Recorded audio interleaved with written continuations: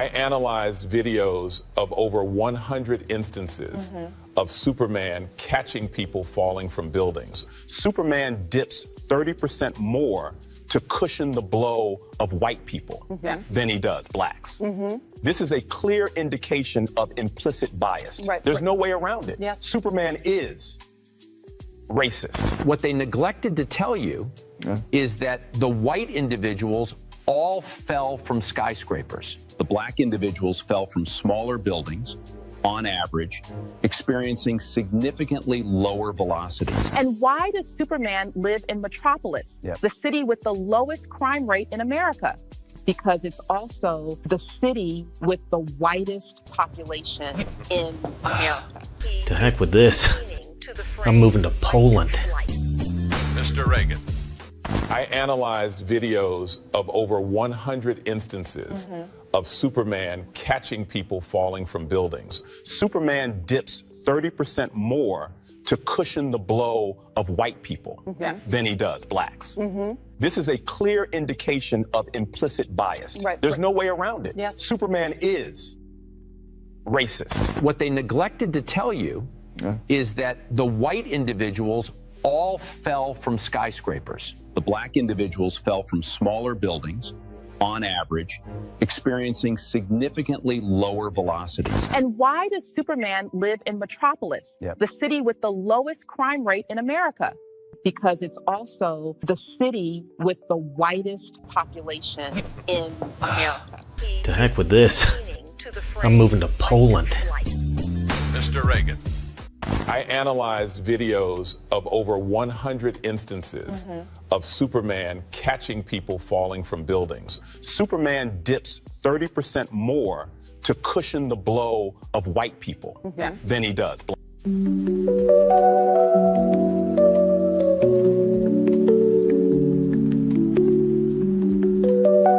The word liberal as an acronym, lacking in basic education, reasoning, and logic. Liberal. The word liberal as an acronym, lacking in basic education, reasoning, and logic. Liberal. The word...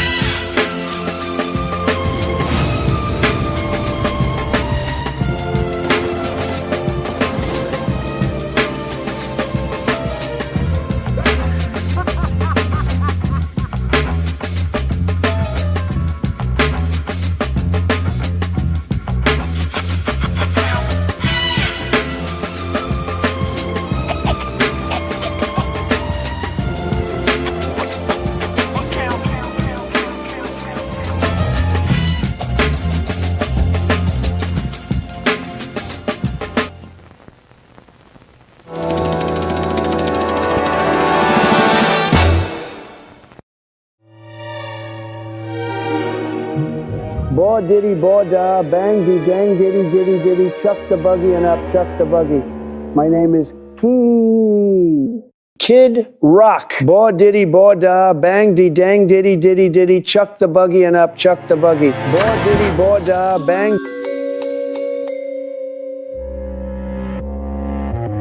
I'm not embarrassed. Okay.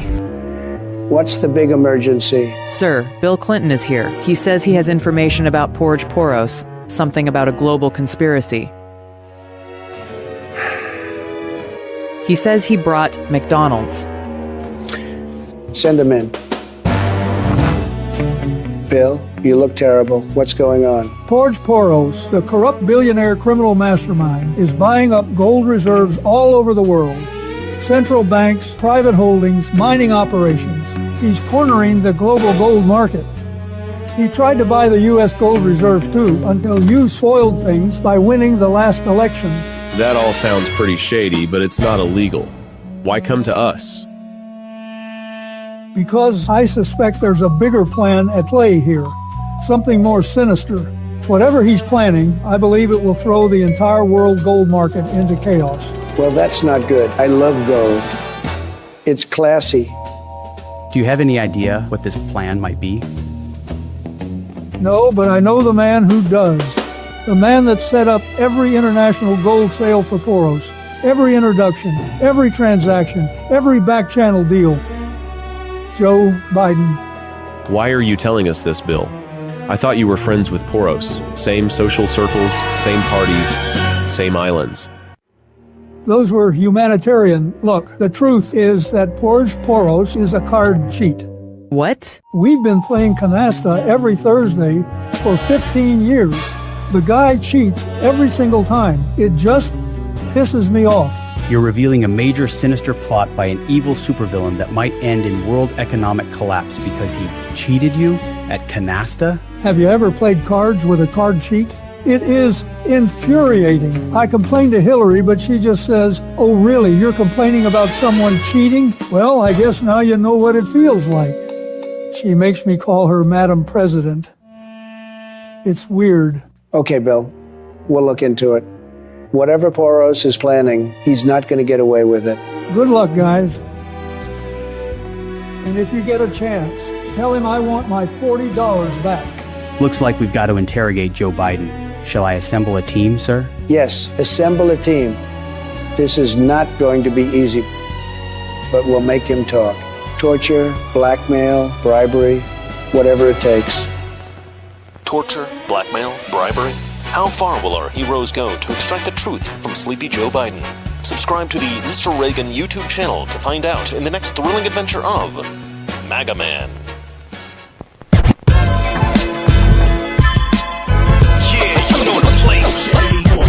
You are listening to Shade 45. Shade 45. Shade 45. Premier.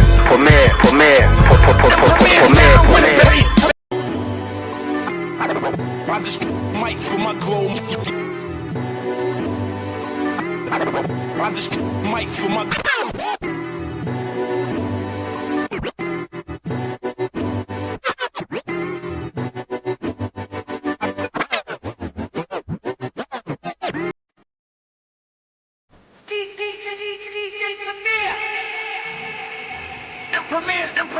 Premier down with it, baby.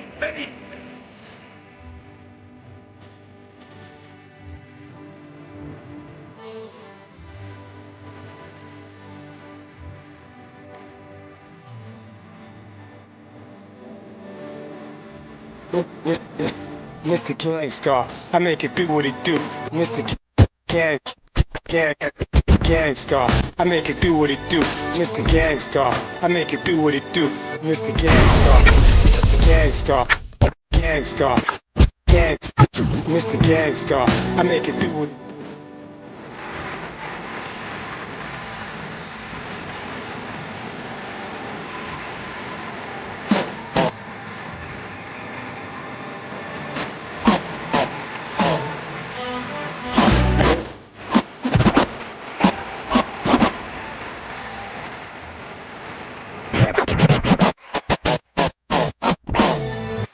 Analyzed videos of over 100 instances of Superman catching people falling from buildings. Superman dips 30% more to cushion the blow of white people than he does blacks.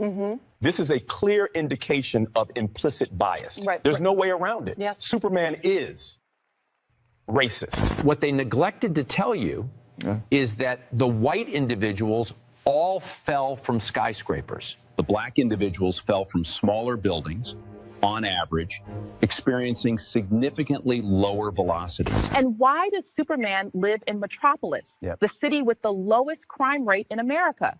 Because it's also the city with the whitest population in America. To heck with this. I'm moving to Poland. Mr. Reagan. Yo, what up, y'all?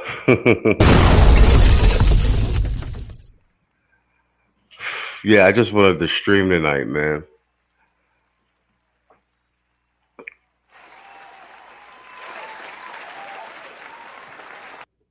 Wanted to stream tonight and hang out. I'm gonna be here for a little while. I ain't get to watch Tito's John on Tim Walt's dropping out of the governor's race earlier. So I'm actually gonna go through some of that joint and comment on it. But yeah, I'm just gonna be online for a little while. It's the new year, man. We resituating stuff with the channel, man.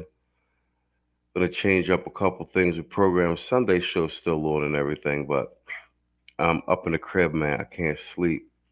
So I'm just gonna stream. I think BGS is doing his marathon stream over there on AB Media. Yo, what up? Lord of Brooklyn in the building, man. I see you, Playboy. Brother Zeke, Woody Pack, Kwame. All right, bet. Let me let's go through some of this.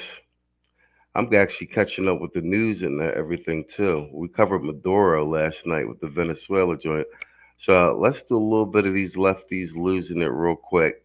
And then I wanna go over Osmond Gold going over this Tim Waltz dropping out the race shit. Leftists are having a meltdown yet again. Yes, it may be a new year, but the same group of professional protesters have assembled in all corners of the globe, this time to protest against the US capture of Venezuelan dictator Nicolas Maduro and his wife. So loud that the war criminals in Washington hear you. Hands off Venezuela! Yo, these are crazy leftist liberals in New York. All the Venezuelans in Venezuela and the ones here in Colombia, they're happy Maduro's out of here, bro. Hands off Venezuela! Stop the bombings right now! And in Seattle, this person in a skirt had an unhinged meltdown, leading a crowd of people screaming, "Hands off Venezuela." Here with me all. Hands off Venezuela! Hands off Venezuela! Free President Maduro! La lucha sigue! Yeah, if these people were actually in Venezuela, they'd be mobbed and racked. Let's just put it this way. And I think that's a dude in a dress. Yo, what up, Lord in Brooklyn? You say you wonder if Jesse Ventura will try and make a comeback? I mean, you know what? That's right. He is from Minnesota. Shit. I was laughing for a minute, but maybe that actually may not be a bad idea. Anything's got to be better than Waltz, right? And from what I understand, Jesse Ventura was actually pretty good. Yo, what up, Aaron? Good evening and Happy New Year to you as well. It should be an interesting year. 2025 was an interesting year. Libertad, socialismo o muerte, venceremos! And even here in Australia, protests exploded.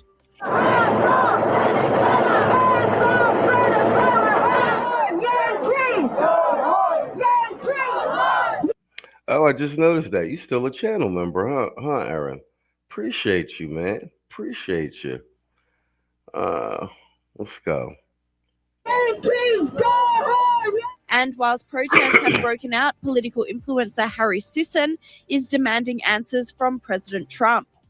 A quick question for Donald Trump and his supporters. What's the plan? It's 5 a.m. on the East Coast right now. Donald Trump just announced that the U.S. military has captured Nicolas Maduro and his wife, the president of Venezuela, after we bombed Venezuela in the middle of the night, focusing on their capital city. And I'm just curious, what's the plan? I mean, that pretty much is the plan. We cut the head off the dragon. We got control of the oil. We got control of that part of the hemisphere. Monroe Doctrine is still in effect. I want to go over Tito's stream because I caught a piece of it. I think he was on like a few hours ago. Well, more than a few hours ago. But and we covered some of the we had some talking points on the Venezuela thing yesterday as well. A lot of you guys are reading it wrong, especially the blacks. Let's see, lives upset while, yeah, exactly, while Venezuelans celebrate, tells me everything I need to know about how awful leftists are. Yeah. Then the irony of it is they had these No Kings Day protests here in the States, and this guy's a certified dictator for a decade plus, right here in our Western Hemisphere.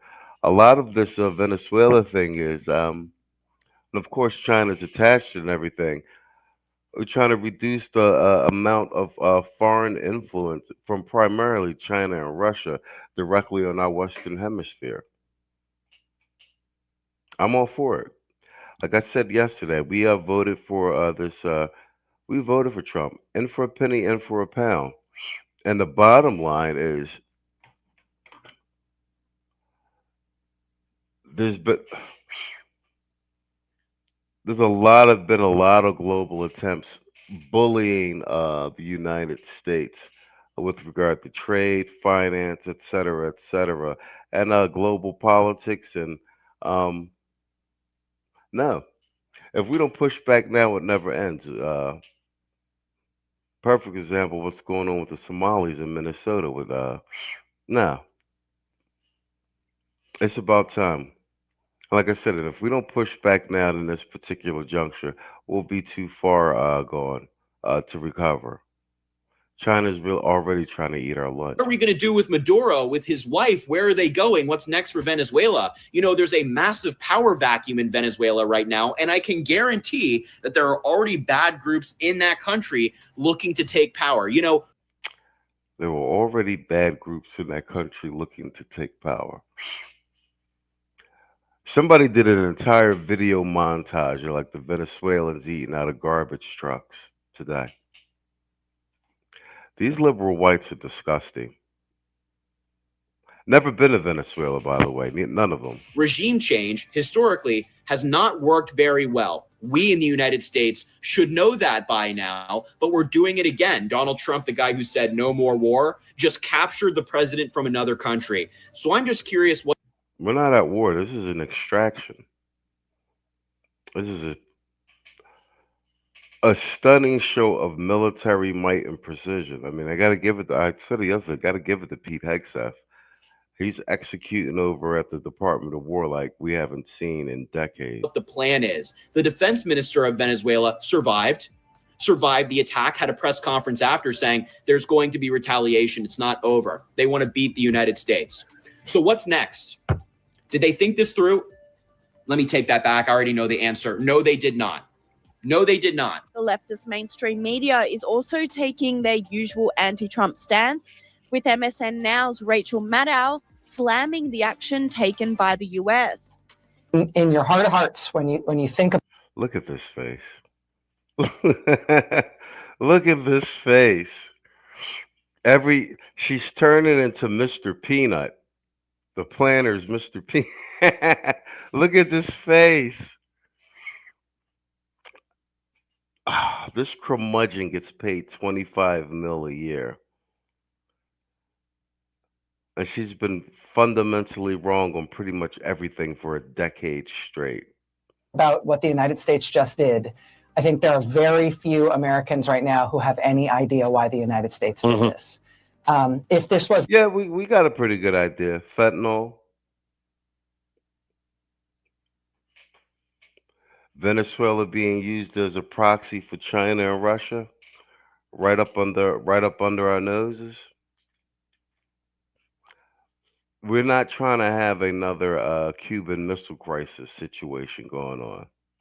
We're gonna nip that shit in the bud early. About drug trafficking, then why did President Trump just pardon the former president of Honduras, who was convicted of sending hundreds of tons of drugs into the... They keep asking that question in the mainstream media. Why did Trump pardon the former president of Honduras? Because they probably made a friggin' deal. Intel and everything else. It might even been some of the intel to help them get Maduro.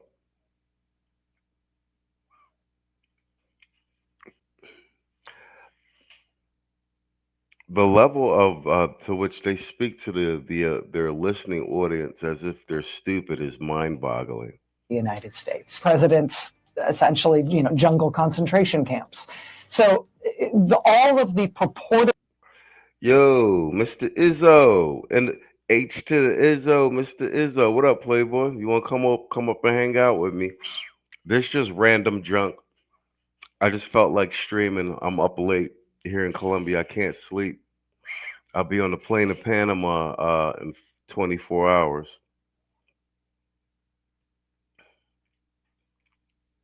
I decided to pull a hood conservative. Yeah, but if you want to come up and go through some of these clips with me, you just bust it up. This is just random shit. I got some shit on the news. You said, to be fair, their audience is pretty stupid. Yeah, that's facts. That's facts. Damn, you got a head cold, Mr. O, man. Yeah, man. All right, man. Get some rest. I've been popping flu medicine the last 3 days too. That's right. You in Chicago, so I know it's super cold. All right, you did good on last night's show though. Whatchamacallit? You said yeah, to be fair, the audience is pretty goddamn. I'll be very interested to see MSNBC's general demographic. I'm pretty sure it's a lot of boomers and cat ladies and what have you. And I know they've lost more than half of their the audience. I guess they're keeping Rachel Maddow on for the last little bit of whatever because they got to pay her out of her damn contract. But she is going into the dustbin of being highly irrelevant.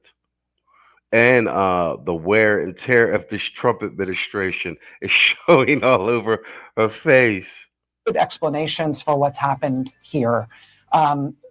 Don't stand up to logical scrutiny. The president has never articulated a coherent rationale for having done this. This seems like Marco Rubio's dream, not Donald Trump's dream. They then doubled down during their news coverage, highlighting the protests in Times Square. Yeah, hi, Alex. A lot of people out here are frustrated because they say no matter what type of a leader Venezuela had, the U.S. should not have enacted violence. They should have not dropped bombs. They should have not captured their leader. And Secretary of State Marco Rubio has come out swinging to defend his operation, schooling the mainstream media after he was blasted by NBC News. If the purpose of the operation was to capture Maduro and bring him to justice, why does the United States need to take over the Venezuelan oil industry? Well, we don't need to.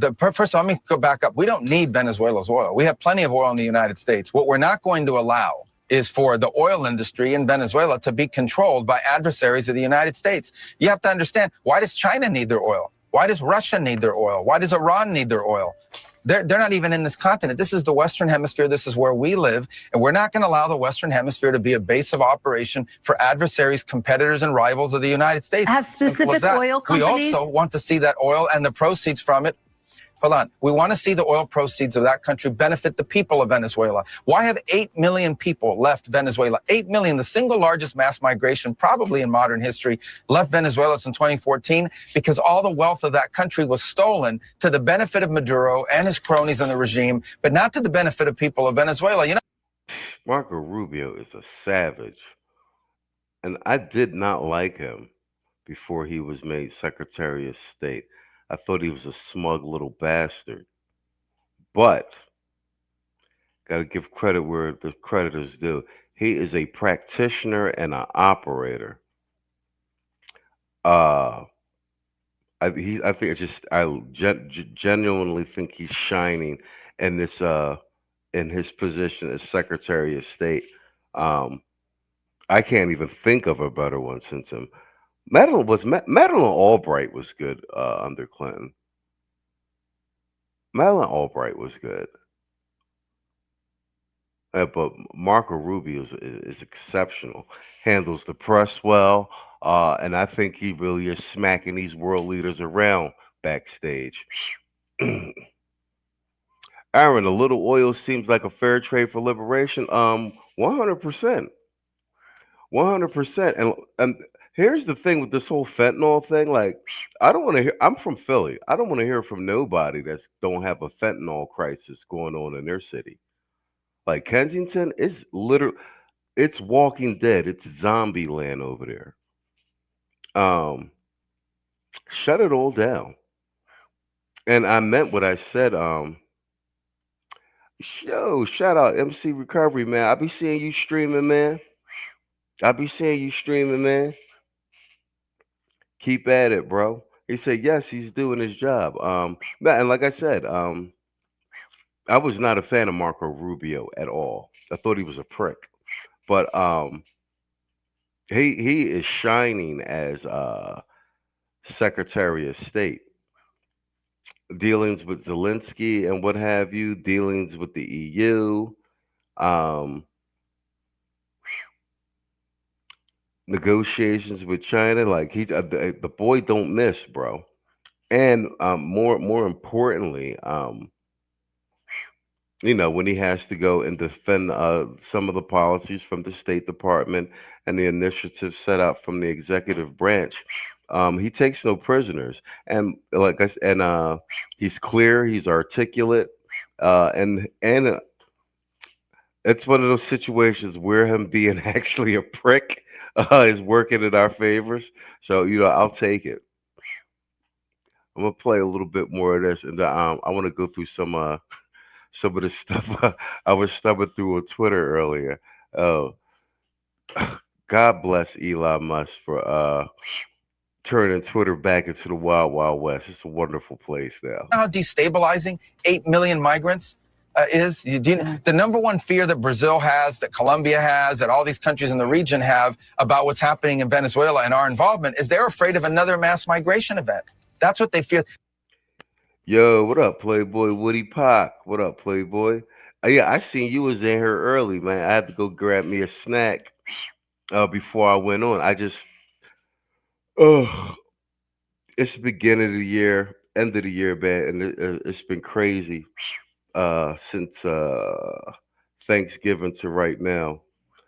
I'm hopping on a plane in 24 hours. It's just been stressful getting everything situated, making sure shit was going to be right. I just couldn't sleep, but I was like, man, let me just turn on a stream. And I ain't want to do like a formal news desk show. So I'm actually thinking about just doing some loose streaming all through 2026 and everything. Just being on like and going through shit just live. Normally stuff I would be doing like production in the studio and shit, I might as well do it live. So yeah, I mean it's 1:13 a.m. over here in Colombia. So what you would call it? Yes, I'm gonna be here for a while. Like I said, I want to go over part of Tito's stream from earlier because I didn't get a chance to watch it. But the pieces I saw, I liked what he was talking about with Tim Walz and with Venezuela. MC Recovery said, "Oh, thanks for watching my videos. My vacation is over. Back to work tomorrow." Yeah, man, have at it, man. It's 2026, man. We got to get it. Yeah, I'll be watching your stuff, man. I'll be watching. You funny, MC. See you covering the news and everything. Yeah, man. It's easier to stream too when you're doing shit that actually like you're interested in. It really just be like you hanging out in the crib and shit.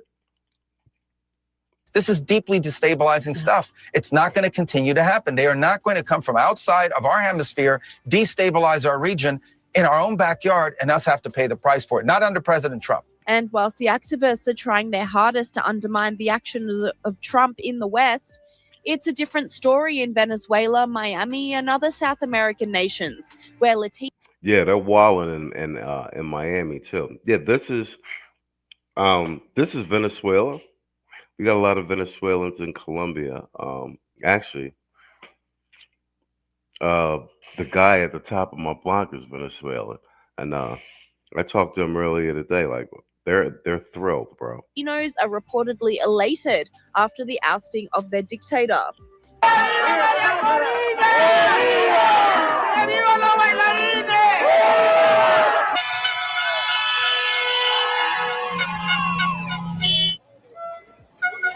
Venezuela.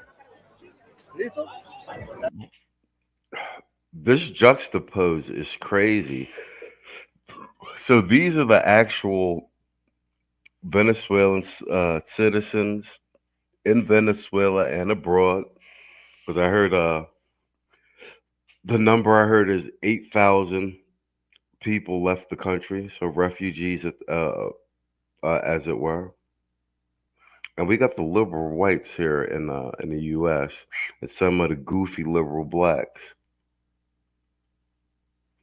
upset about this Maduro situation. But so they're essentially advocating for the dictator to be back in power and for all the Venezuelans to be in exile and for half the country to be starving to death. It's freaking clown world. Venezuela. Al fin, señor, gracias. Gracias, mi Dios.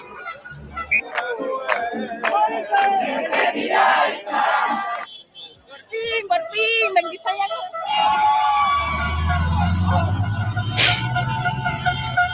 This Venezuelan woman broke out in tears during a celebration in Miami, Florida, thanking President Trump and the United States.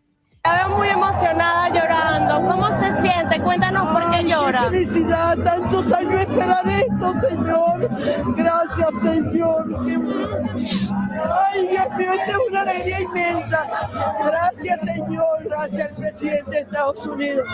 Yo estoy esperando hace años. Cómo he sufrido, cómo no han hecho daño, cómo han matado a mis hermanos. Ay, esto ha sido horrible, mira. ¿Cuántos años tiene usted?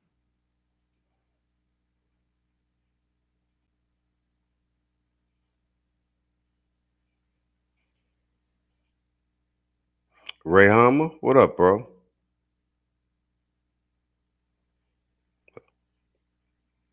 Yeah, that link was for Mr. O. Yo, Mr. O, you still in the chat? Yo, did you see this racist Superman, this racist Superman spoof? I analyzed videos of over 100 instances of Superman catching people falling from buildings. Superman dips 30% more to cushion the blow of white people than he does blacks. This is a clear indication of implicit bias. There's no way around it. Superman is racist. What they neglected to tell you is that the white individuals all fell from skyscrapers. The black individuals fell from smaller buildings, on average, experiencing significantly lower velocities. And why does Superman live in Metropolis, the city with the lowest crime rate in America? Because it's also the city with the whitest population in America. To heck with this. I'm moving to Poland. Mr. Reagan. Yo, you see that shit? Yo, you see that shit? I'm gonna play it one more time.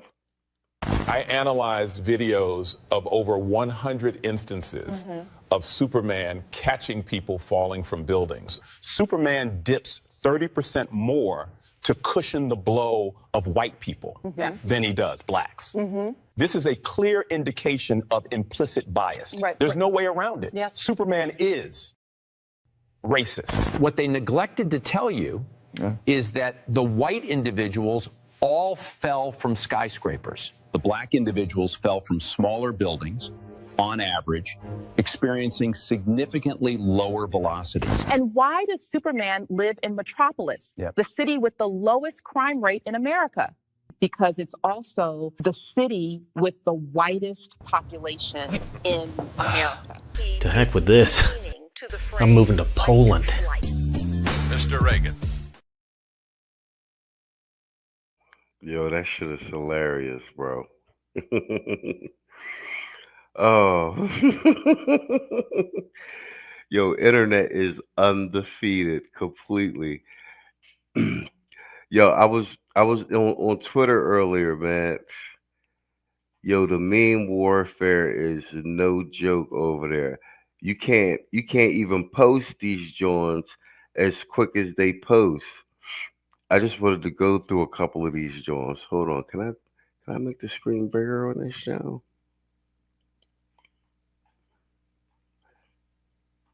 Crazy work, bro.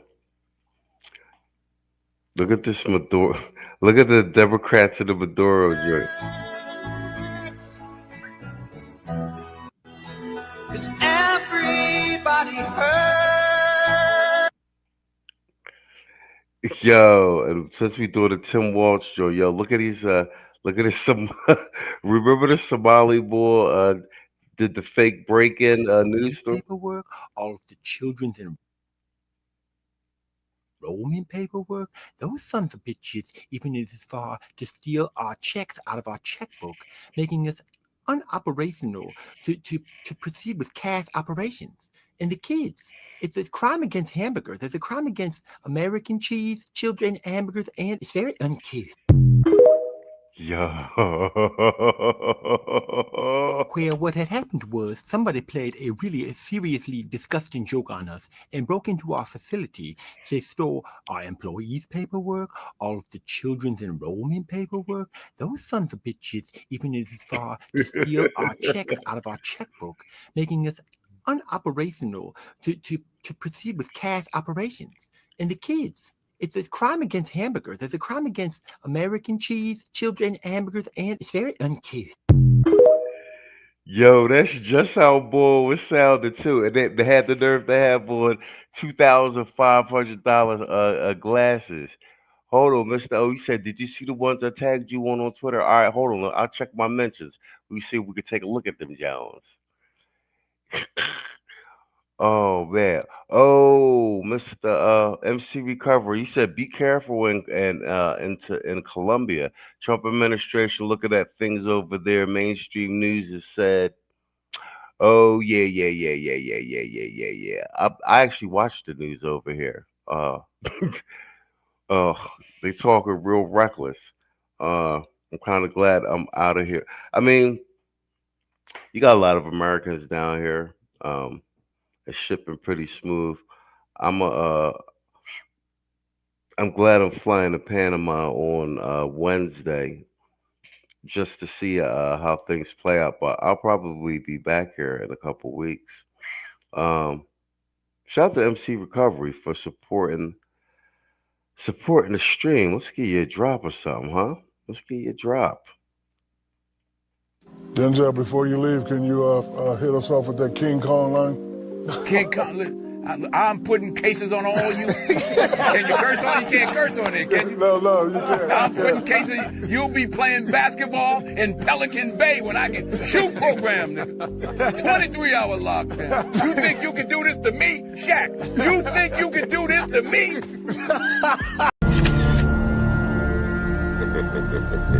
Shit.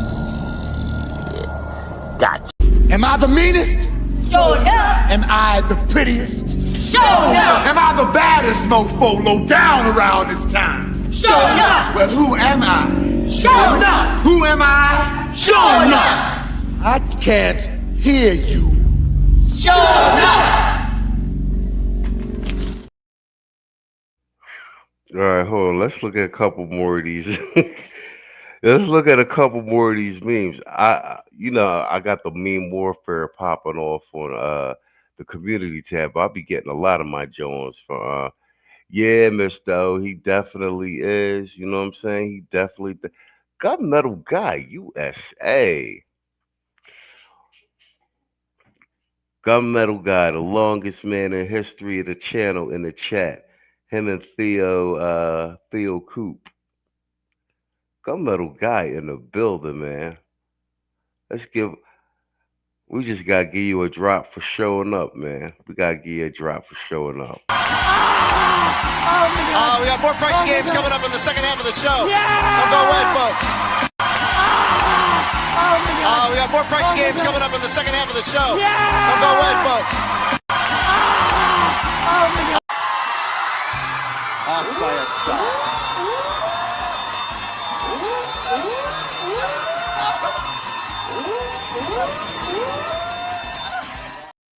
I I analyzed videos of over 100 instances of Superman catching people falling from buildings. Superman dips 30% more to cushion the blow of white people than he does blacks.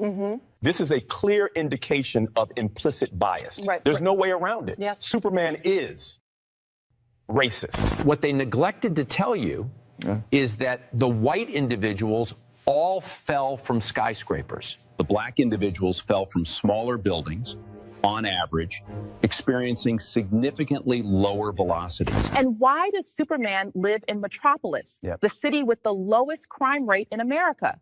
Because it's also the city with the whitest population in America. To heck with this. I'm moving to Poland. Mr. Reagan. Now, that's the racist Superman drop is freaking hilarious. Hell yeah, rest in peace, Isaiah Whitlock Jr. Look at y'all on the job. Yeah, they didn't overplay the race card so much it's been able to be turned into a meme. Something that me and Tito was warning people about quite some time ago. But let's wait. Let's go through a couple more of these memes. Since we about to do a Tim Walz segment anyway, with my boy Osmond Gold. Yo, look. This is diabolical. This is by Dinesh D'Souza.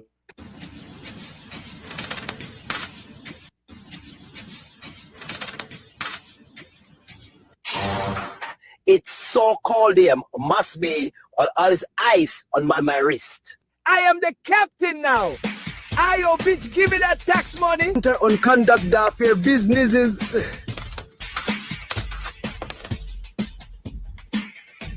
One day if you study hard enough, you can be just like me.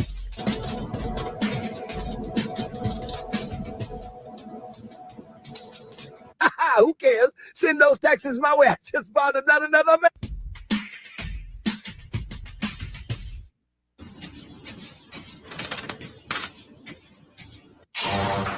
It's so cold here. Must be all this ice on my wrist. I am the captain now. Yo, bitch, give me that tax money. On conduct the fair businesses.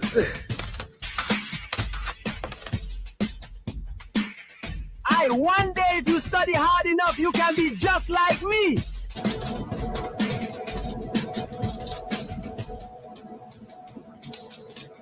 Who cares? Send those taxes my way. I just bought another man.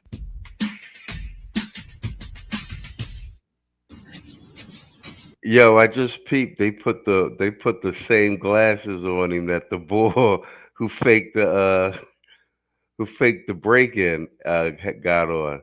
Yo, the internet is crazy. Wait, is this the? Is this the Maduro capture, John? Yeah, it is. Trabajo. Equipo Alfa, tiempo objetivo, 1 minuto. ¿Qué demonios está pasando? Ejecuten la fase 2. Quiero verlo esposado antes del amanecer. ¡Fuerza a la vista! ¡Ingresando! Aquí Águila, entrando en zona. Tenemos luz verde. No fallen. Lo quiero vivo. ¡Objetivo asegurado! El hombre que creía ser intocable, ahora es prisionero. 3 de la madrugada, selva al sur de Caracas. El objetivo intenta huir. Tienen luz verde, no lo dejen escapar. ¡Suéltame, malditos! Capturado, operación Escorpión cumplida. Buen trabajo. Wait, here it is, the Somali bunch. I wanted this one. Of a lying lady who was scheming with a shady covenant. All of them were laundering money to Somalia to help their government. Here's a story of Tampon Timmy, who was busy letting riots burn his town. His whole team were crooks, stealing all together. The whole state's going down. Till the one day when this lady wed her brother, and the Tar used stolen valor driving drunk, and their crew stole money from Minnesota. That's the way they all became the Somalia bunch. Here's a story of a lying lady who was scheming with a shady covenant. All of them were laundering money to Somalia to help their government. Here's a story of Tampon Timmy, who was busy letting riots burn his town. His whole team are crooks, stealing all together. The whole state's going down. Till the one day when this lady wed her brother, and the Targu stolen valor driving drunk, and their crew stole money from Minnesota. That's the way they all became the Somalia bunch. Here's the story of a lying lady who... Yo. Yo, the meme warfare on this tampon Tim shit is crazy. Actually, I'm gonna pull up the Ozma. Aaron, remember for 5 months. She said, damn, Aaron, it's been 5 months. Yup, that's right. That is right. Since Quiet Storm gifted you that the fucking membership. Yo, I appreciate you renewing every friggin' month. Lauren says I have to head out. Have a good night, everyone, and safe travels, Machismo. Appreciate you very much. And where's my female appropriate drop? I thought I had one. Because we can't F all you hoes with that one. I thought I had the female appropriate drop. We might have to settle for... We may have to settle for Corey Holcomb. Let's go. Yo, kids, they need to know I'm here to fuck you. I don't wanna know your name, yo, kids, they need to know I'm here to fuck you. Get the fuck on, ain't no shame. I'm here to fuck. I'm here to fuck. I'm here to fuck. I'm here to fuck. I'm here to fuck. I'm here to fuck. I'm here to fuck. I'm here to fuck. I'm here to fuck. I'm here to fuck. Watch this bridge, y'all. I'm here to fuck. The word liberal as an acronym, lacking in basic education, reasoning, and logic. Liberal.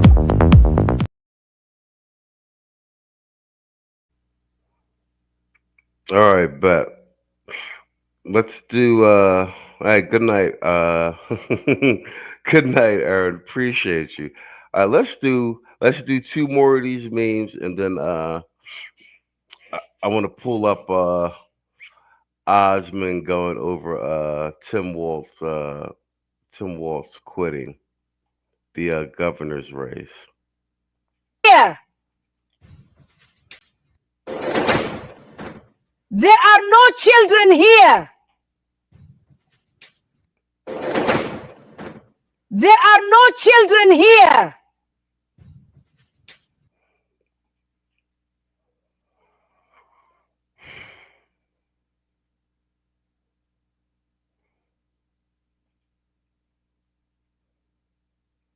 Point of view, no one to tell us no.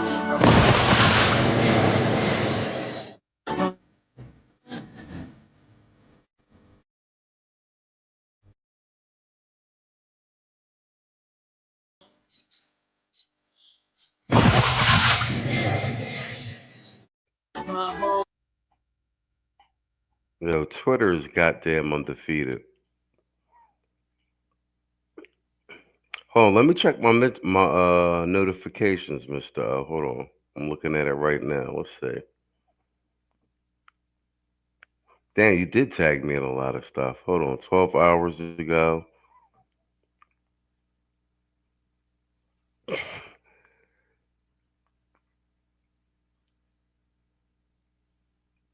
Okay, conservative replied on something too. All right, shit, let's just play them.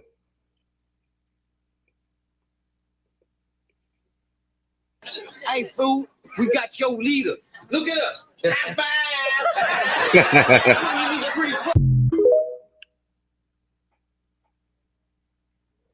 Hey, fool, we got your leader.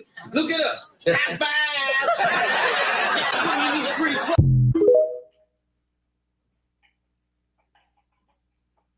Hey, That's great. That is hilarious. Wait, hold on. What else you sent me? What's this? The price was Price is Right. Approved protester printing press made by Soros for all of your protest sign needs at home, or take it on the road with you. Whenever your whiny ass feels the need to protest, print up your protest sign instantly for all of your protest needs. Made by Soros. Johnny, tell us about the next item that old Alexandria What's-Her-Nuts here probably won't win. All right, Bob, we have a surprise for you. What's-Her-Nuts? Today, it's the all-new Antifa and Black Lives Matter approved protester printing press made by Soros for all of your protest sign needs at home, or take it on the road with you. Whenever your whiny ass feels the need to protest, print up your protest sign instantly for all of your protest needs. Made by Soros. Johnny, That's hilarious. Hold on, what up? Okay, okay, here it is. You just sent this to me, Miss Jasmine Crockett. What we got? Her being goofy for 19 seconds. Let's go. 60-page opinion denouncing what took place in Texas, and fuck you to the Supreme Court for what they did. As well as, we'll see what happens in some other places.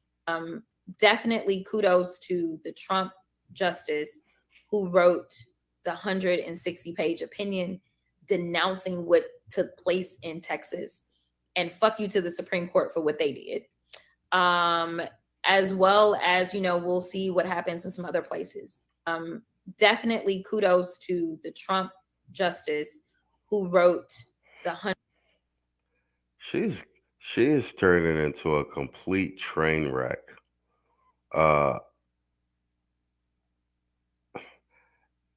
And call it Floyd, but I can't wait to see this broad crash and burn. You sent me this, Mister. What's this? Epstein files joint. All right, hold on. Let me play one of these.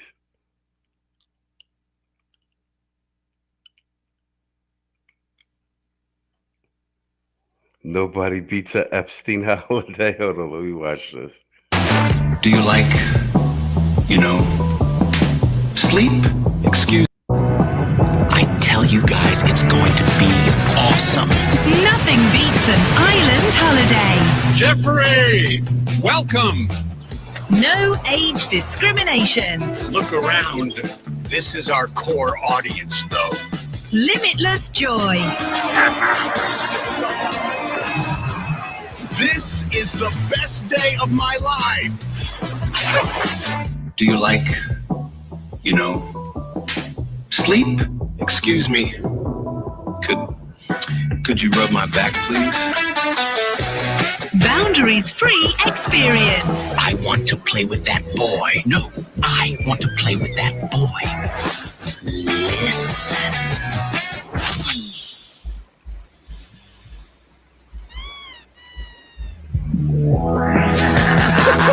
Are you sure this is healthy? Of course. Private procedures. Whoa, I think I feel something. Hello, guys. Book your dates now and get a free photo shoot. Shall we go to my place now?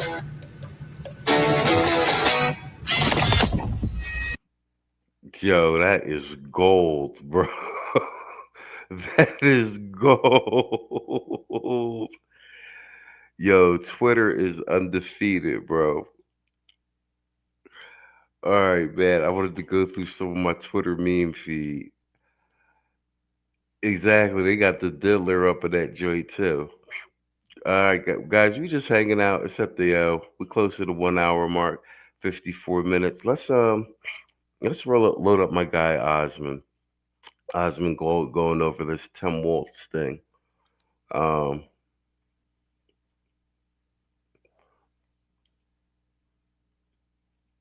You said it's a Color Purple video game. I might have to look that joint up. Yeah, let's do some of this Osmond Gold covering Tim Waltz dropping out, and then I do want to I want to go over some of Tito's joint stream that he did earlier, and really probably just piggyback on some of his talking points.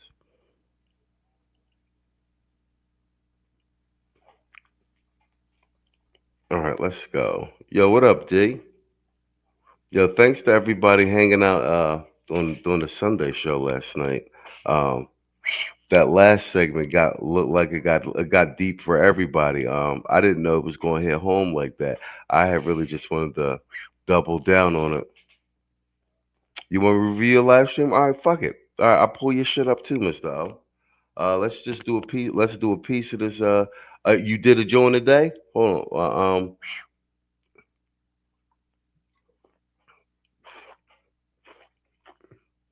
I'll pull your channel up and we'll review your joint too. So y'all know I like Osmond Gold.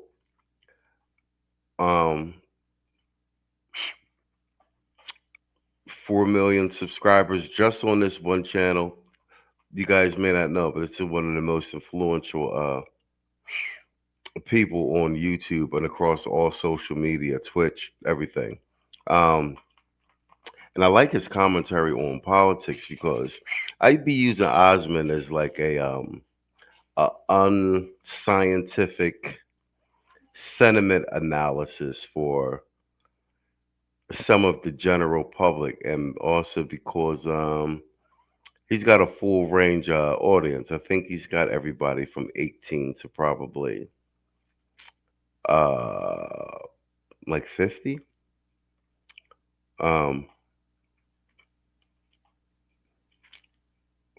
And he's from Texas, white boy. But I think that he's got I think his takes on things, in particular with politics, because he's came to game as a fame as a gamer. But I think a lot of his opinions are, and they're in real time. But I think they're usually well reasoned, and I try and use that as a gauge or barometer of a large swath of America, as it will. Yeah, well, that's just on this one channel. He's got like 4 other channels, and they're all over 1 million subs, plus across all of his socials and Twitch and everything. And like almost anything he drops does like 500,000 to 1 million views in like 2 hours. But let's cover this this Minnesota shit, and well, at least a piece of it, and Tim Walz dropping out of the governor's race. The attention of Barack Obama, who went to Twitter to give his endorsement for the programs, which eventually caught the attention of people like Kamala Harris, who chose him to be her running mate as the vice president. You remember when everybody thought this guy was a good pick for vice president? Man, were we wrong? Introduced in Chicago at the convention in August. Yo, Mr. O, you said accept your message request on TikTok. All right, I gotta open that joint up. I don't want the stream to you know what I'm talking about, like to lag.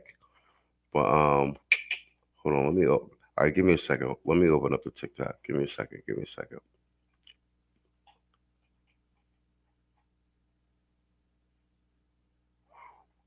No, Saul sent me some stuff. What's this? Blocking no tax on tips overtime?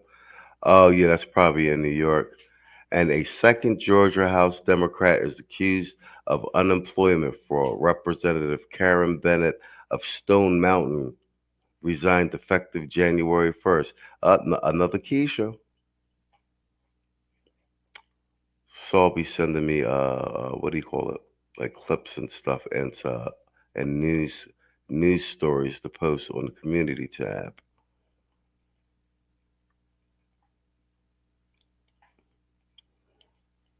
All right, so let me let some of this play. I'm trying to open TikTok now. Give me a second, Mr. August of last year, a debate that was an absolute disaster with J.D. Vance. At one point called himself a knucklehead, but after reportedly billions of dollars. Everybody? Well, not we. I mean, but I did think that Tim Walz was I thought he was a good pick. I did. I didn't know anything really about him, and he looked like, okay, this seems like a good counterbalance for Kamala Harris. One from taxpayers. By way of the state of Minnesota, Tim Walz says he will not wasn't true, though. a third term. what a remarkable 2 years in the national spotlight has been for him, Dana. And a historic crash out. From becoming, the governor and then chosen to run as vice president to being called a retard by the president, made fun of, getting exposed for letting your state get overrun by Somalians and scammers. And then now you're dropping out of the race in disgrace. That's bad. Easy come, easy go. Walz hit Trump in his announcement. He said Donald Trump and his allies in Washington. His career got destroyed by a 23-year-old YouTuber. In St. Paul and online. He brought down the governor. A colder, meaner place. They want to poison our people against each other by attacking our neighbors. And ultimately, they want to take away much of what makes Minnesota the best place in America to raise a family. Now, the free money. What else has been happening in this last month? Well, you have the discovery that there has been incredible amounts of fraud. Yeah. And I think 98% of the people arrested are Somalis who are... Wait, 98%? What? There's no way. No way. No way. I do not believe that. Absolutely not. No data exists. Reports indicate that 80 to 89% of the charged individuals in the major schemes were Somali or Somali American. 82 out of 92 defendants. Holy shit. There in the state that were taking COVID funds and and Medicaid funds and stealing them from the American people under his watch or his lack of watch. Yeah. Now remember, Kamala Harris chooses him. Yeah, I think what they did is they let them steal all the money so they'd keep voting for Democrats. I think that's the reason why. And the problem is that all of the other people in Minnesota are so cucked that they just let it happen because they don't want to call it out and be called racist. So instead of that, they just let their country get pillaged by third worlders. Yo, Mr. O, I'm in TikTok. I don't see no message. I mean, my messages, I don't have no message requests. No news, Ben Cisco.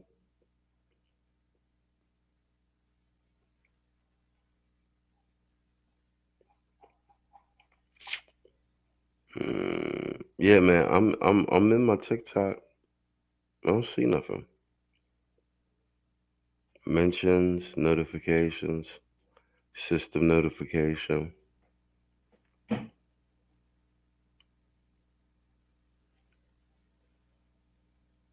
Old Broken Dusty.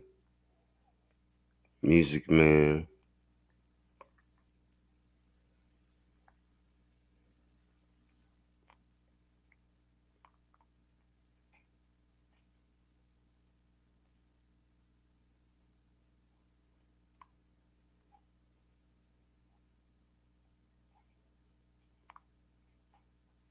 He said, it's in your inbox. You just put them on X. All right. You said TikTok. All right, hold on. Let me finish playing this. And, to them, that's preferable than being called a mean word. And maybe we do need another world war, right? And so we have this happen. And that's the strategy. The Democrats keep the gravy train going, and then the Somalians keep the votes going. Everybody wins. Not ever. Spot on. That's exactly what the play is. Spot on. That's exactly what the play is. But as far as I'm concerned, what was the number? Close to 8 billion.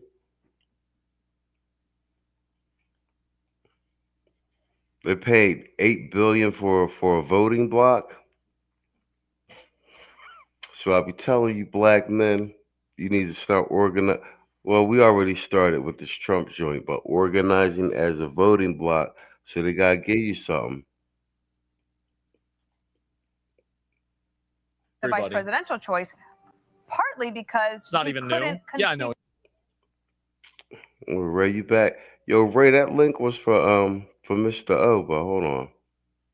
Let me see if that's you anyway.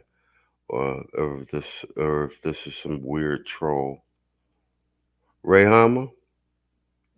One versus a million. I'm not your fan. I'm not your stan, for I am brother. Yo, what up, Playboy? Hey, bro, what's up, man? I see you still do your thing. You here, man. Shoot, God bless you, bro. Hope you get well and Happy New Year. And I know you guys, I feel the Machismo team is going to hit it off with a bang this year. And I'm still learning from you brothers, those who are more knowledgeable with this political crap that's going on. And yeah, I'm a student here listening, and I sent you a link in the here in the private chat because I came across a video of the protest. I think it was like a few days or 4 days ago that was going on in Baltimore of people protesting against Trump for what he did in Venezuela. Oh yeah, well we covered that at the top of the hour, and Tito did a stream earlier. I didn't get the chance to see it all. I saw a couple pieces. I'm just up late hanging out. I can't sleep, so I just figured I was going to review it live. That's me too, bro. Right now, I can't sleep. I got the munchies. I'm about to munch, and I'm about to fire up my own live over on. I think I'm gonna try to do it on Rumble, but I don't know because they're funny when it comes to martial art flicks. So I'm hoping not to get copyright for that because I got an old martial art flick I want to show. Okay, well, a Run Shaw joint. Huh? A Run Shaw joint. No, I got a martial art movie I want to show on Rumble, and so I'm wondering if I may get copyright. I probably will get copyright on YouTube, but yeah, you'll probably on YouTube, but yeah, you'll probably be good on Rumble, especially if it's old enough.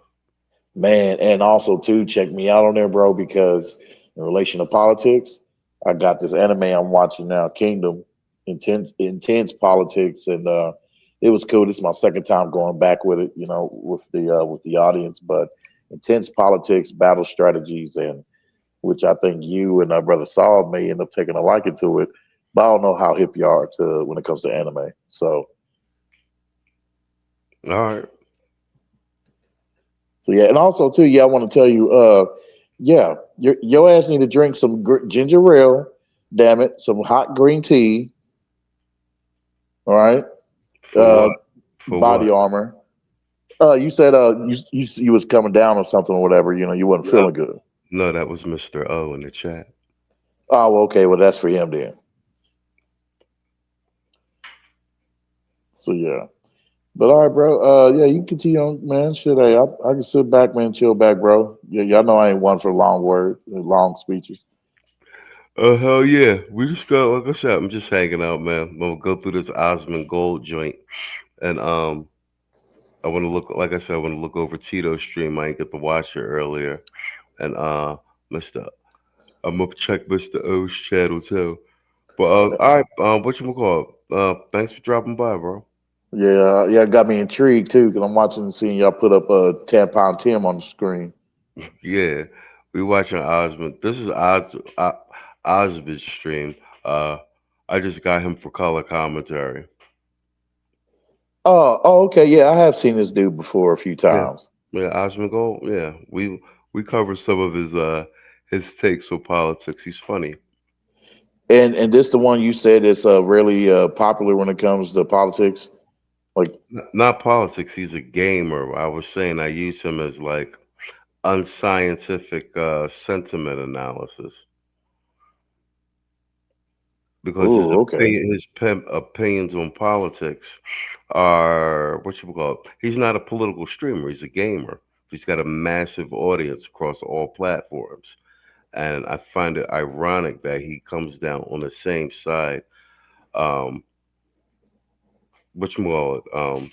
some of these mainstream media, et cetera, and that being the case, considering how large his audience is, it's actually kind of a more truthful gauge of where a good piece of the voting public is, at least with these with the Caucasians and the youth.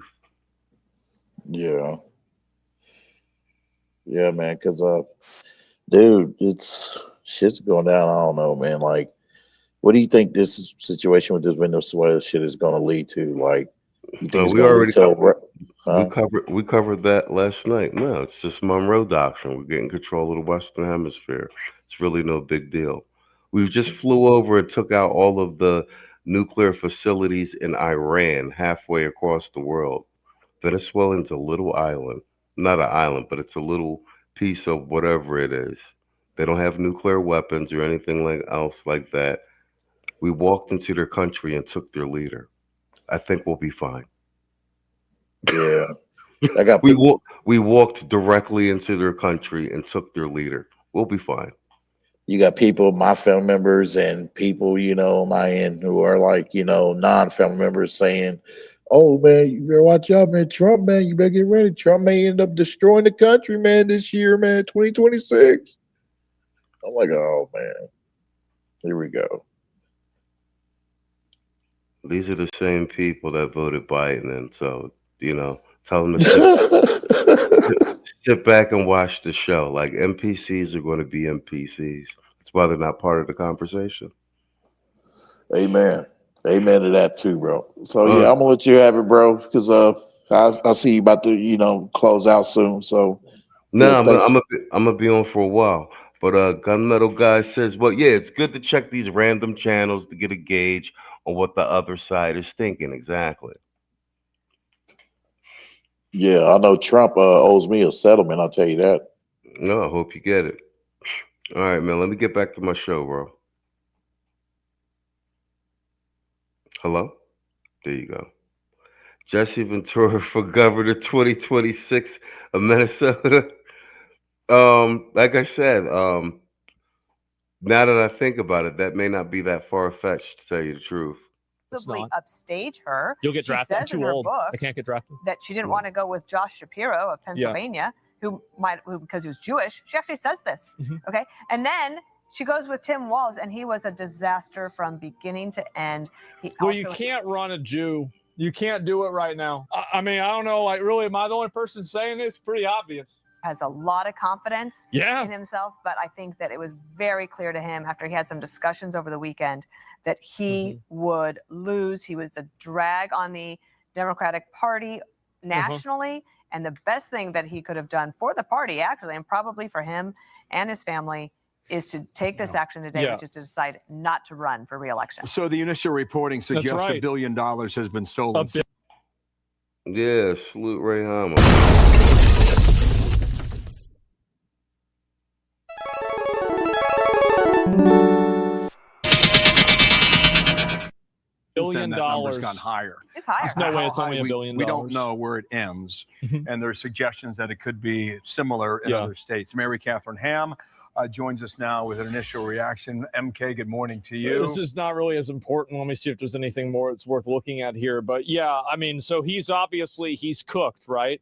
And let me see if there's any more of this here.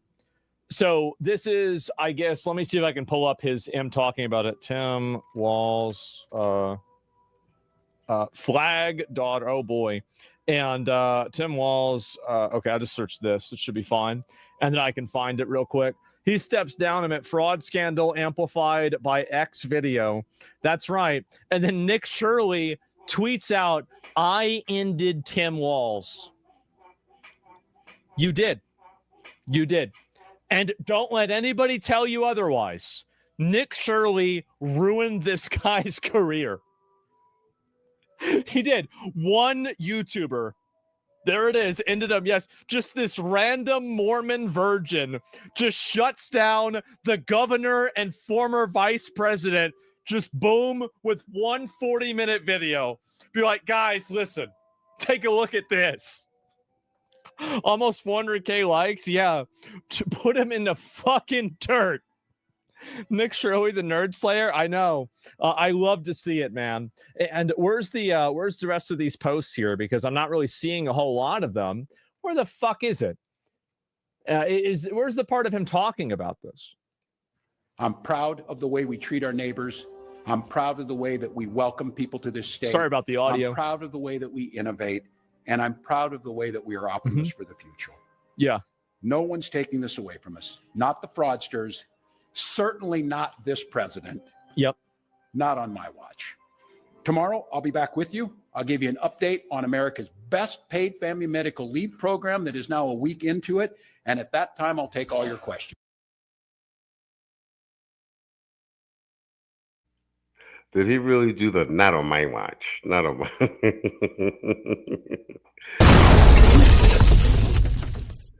This guy's a goddamn cartoon character. And he's got the he's like a Looney Tune character. Thank you all. So wait a minute. He didn't even go out and say anything about this at all? Yeah, I'm confused. What's this? Yeah, I want to find this. Resign? Drop out, maybe? Keep watching? That's the end of it. That's the end of it, right? Appreciate it. Thank you. What? Yeah, I want to see him say it. It's on YouTube? Okay. Yeah, let me go. I'm gonna try and find it in a minute. Okay, guys? Sorry about this. Just want to make sure I get the right thing. Tim Walz. Okay, let's just see what this is. Here we go. Is this his crash out right here? Is this the full Tim Walz crash out? I just want to make sure that we have it locked in.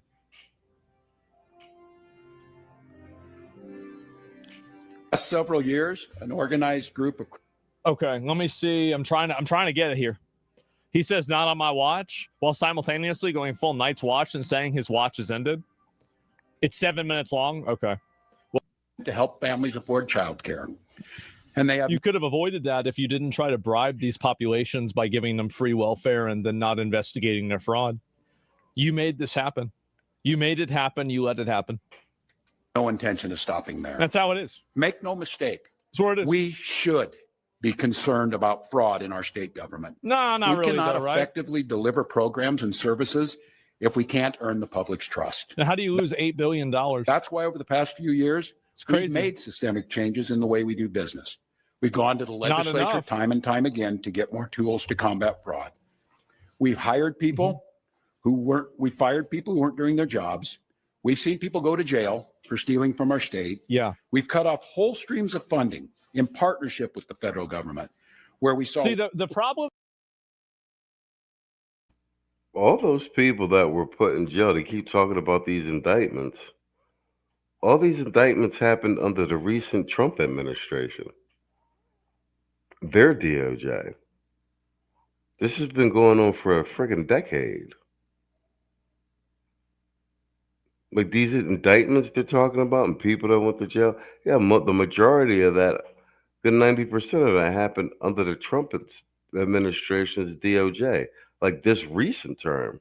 Is that like somebody that's stupid will listen to this and think that they're actually taking efforts against it. But the reality is that they build a mountain of fraud. They take out a molehill and they say, look at us. Now we're doing work. How can you get mad about it?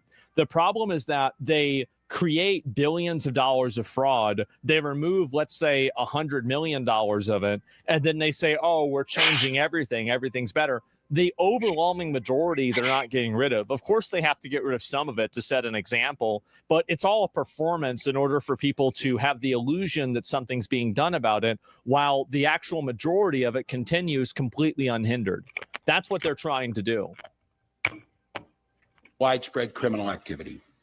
We put new locks on the doors of our remaining programs, and we've hired a new head of program integrity to make sure that those locks can't be broken. Of course. All across this state. Minnesotans are hard at work on this problem. Advocates, administrators, investigators are on the front lines defending. I want to say that there are some people that will come into chat, like this guy, right? For example, like you come into chat, you're just like, you're clueless. If you're going to just make throwaway, like random comments and like say that I'm dumb, you're just going to get perma'd. Like, I'm not going to respond. I don't want to hear your reasoning for it. You're just going to get perma'd. There's no reason to even spend a second thinking about it. This isn't a place for you to go and voice your little pet grievance. I don't give a shit. I don't want to hear about it. The integrity of our state's programs. And I want to give a very heartfelt thank you to all of them. Yeah. There is more to do. A single taxpayer dollar wasted on fraud should be intolerable. Aren't you kind of, for focusing on the Somalis here, though, isn't that kind of not the issue? When it's absolutely the issue. It's obvious that there are certain racial demographics that have been brought in, unassimilated, vote as racial blocs, and these governments make conscious efforts to basically pander to them and give them privileges that Americans don't have access to in order to secure votes from them. The Somalian community is very clearly an example of that. Any reasonable person can look at what they're doing and say, this is clearly what's happening. So yes, obviously that's the case. Now, does that mean there's a collective guilt? No. But to say that there isn't a community that is creating an apparatus for allowing this to happen is just a lie. You're lying, and you're not talking about what's actually happening. You're talking around it, maybe, because you think that if you talk about it directly, it might be perceived as being racist or something. But the fact is that, yes, absolutely, that's the case. It absolutely is the case. Spot on. Spot on. Hold on, let me play this last piece and I'll pull up this. When 89% of the people, like 80, 90%, whatever you want to call it, 98, they said, I don't think it's that high. When that level of percentage of people are from such a small minority community in the area, that is a very important factor. It is. It's a massive factor. And are we really going to pretend like it's not? It obviously is. There's some things you're getting very wrong here, bro. Well, you should have said what they were instead of just saying that I was wrong. Maybe you wouldn't have gotten permabanned. I don't want to hear about somebody randomly telling me that I'm wrong. Why would I want to read that? While there's a role to play for everyone, from the legislature to prosecutors to insurance companies to local and county government, the buck does stop with me. My administration. This is complete damage control. I had a couple thoughts on this while the news was breaking, and I can't even remember whose stream it was I was looking at. But they got it right. This is not him dropping out of the race. This is the machine unbacking him. And they're trying to salvage what percentage of the money laundering fraud regime that they've basically allowed to run. They're trying to see what pieces of it they could salvage. It's my opinion that this is a something running parallel and in tandem to the corruption of money laundering infrastructure that they had set up with USAID that Elon came in and dismantled. So the Democratic Party and their lobbyists and whatever strange cabal that they have running policy in this country, as we see, they've had multiple layers of infrastructure siphoning and redirecting tax dollars all back into the Democratic Party, back into PACs, back into NGOs, overseas buying off full voter blocks, and allowing them to run fraud. So my opinion is the percentage of fraud from taxpayer dollars supposedly sent overseas to Somalia, I think that's a drop in the bucket.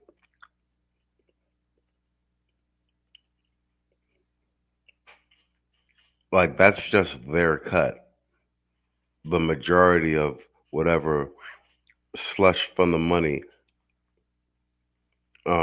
was kicked up to the Democratic machine. And they're getting Tim up out of here because they're like, okay, the jig's up. You got too many eyes on you. And they're trying to salvage what little bit of a robber baroning for the Democratic machine that they can manage. has been taking fast, decisive action to solve this crisis. They have not. We'll win the fight against the fraudsters. No, you won't. The political gamesmanship we're seeing. You already did. You won the fight by letting them win. From Republicans is only making that fight harder. That's right. We've got Republicans here in the state legislature playing hide and seek with potential whistleblowers.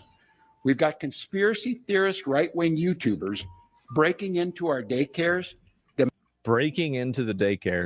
Yeah, he's taking a shot at Nick Shirley.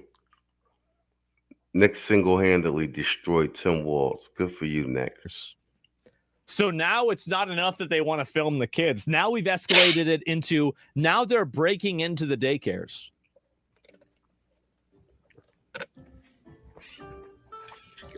These bad faith misinterpretations, I think so many people are completely tired of it. As a liberal, a lot of people on my party are just in denial. For too long, our party has virtue signaled and bent over backwards for anyone and everyone but average working Americans, which our party was once known for. We're lost. Yeah, exactly. And also, by the way, you just had your career ended by one of these conspiracy YouTubers. So, the more you want to call them stupid or crazy or whatever, it doesn't matter because, you still lost. Demanding access to our children. We've got the president demanding access to our children, demonizing our Somali neighbors, and wrongfully confiscating funds that Minnesotans rely on. It's disgusting and it's dangerous. Republicans are playing politics with the future of the state. No, see, this is what they do too, is that they create untenable situations that basically what they do is they infect an entire area with fraud. And so in order to stop the fraud, you have to shut down the entire area. But then they try to maintain the moral high ground by saying, if you shut down the whole area, then you're going to hurt innocent people. Well, yeah, you are. But the thing is that they did that on purpose. They're using those innocent people as collateral. They're using them effectively as how, for example, like these. Exactly. It's not a flaw. It's a feature. It is not a flaw. It's a feature. This is what happens in certain bills where, they'll put kid cancer research funding in a bill to send $10 billion to Israel. And so somebody votes against the money to Israel. And then they say, oh, well, they're trying to stop money from going to kids' cancer research. They're using them effectively as human shields. And that's really what they do. And they're trying to infect enough of the area in order to make it politically disadvantageous and optically bad to shut down the entire thing. The way that you solve that problem and you address that is you just simply let them take the sacrifices. You say, you want to put these people on the chopping block? All right, line them up. And you do it anyway. And the thing is that if you don't do that, what's going to happen instead is you're going to have them continuously control the narrative, continuously rot things out from the inside, and then take advantage of it, and then blame you for having a problem with it. You always have to do it. It's possible, but it sucks. Yeah, it's not a nice thing to do. It's definitely not a nice thing to do. But at the same time, I feel like it's necessary. All right, spot on. Let me load up the Tito segment real quick, and get his commentary on the Tim Walz withdrawal, as well as some of the Venezuela. Let's play that Superman drop. I analyzed videos of over 100 instances of Superman catching people falling from buildings. Superman dips 30% more to cushion the blow of white people than he does blacks. This is a clear indication of implicit bias. There's no way around it. Superman is racist. What they neglected to tell you is that the white individuals all fell from skyscrapers. The black individuals fell from smaller buildings, on average, experiencing significantly lower velocities. And why does Superman live in Metropolis, the city with the lowest crime rate in America? Because it's also the city with the whitest population in America. To heck with this. I'm moving to Poland. Mr. Reagan. All right, but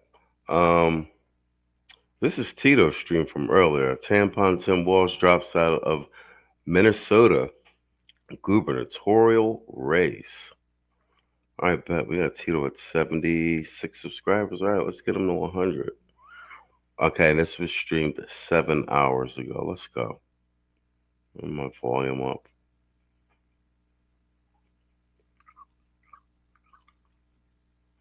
There we go.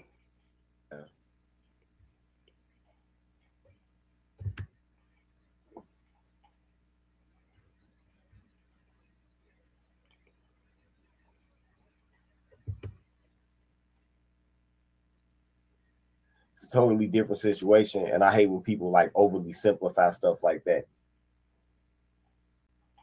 To bifurcate these two situations, the Ukraine and Venezuela. The problem with Venezuela is that they are a net exporter of money. I'm sorry, a net exporter of oil to China, right? That's one part of it. The other part of it is, since the sanctions have hit Venezuela kind of hard, and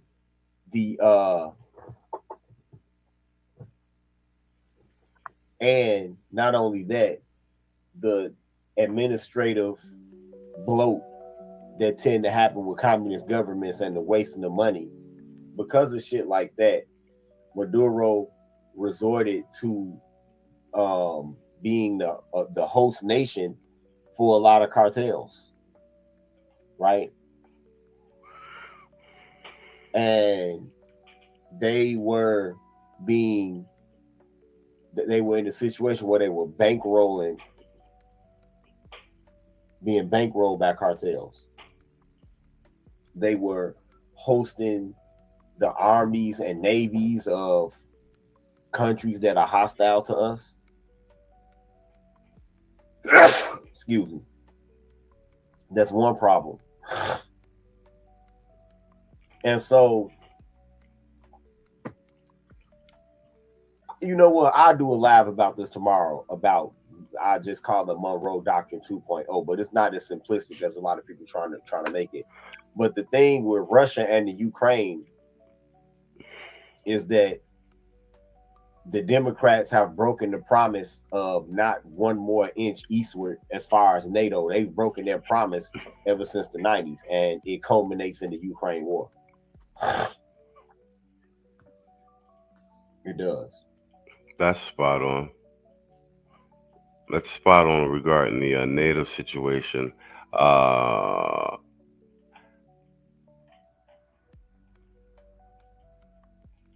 And Tito actually buffered or buttressed that argument I was making earlier about Venezuela, in which the country basically turned into, right in our backyard, a country that's hosting most of our global enemies' interests, China specifically, Russia by and by. And they became a host country for cartels and terrorist activity. Venezuela doesn't manufacture fentanyl like that. That's all coming from China. So with us blowing up those massive fentanyl bolts and everything, that's product directly from China. So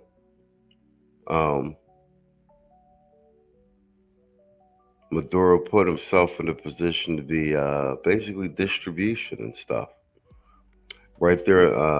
And according to, as Tito was saying, there are distinctions and variations, as it were, but all in all,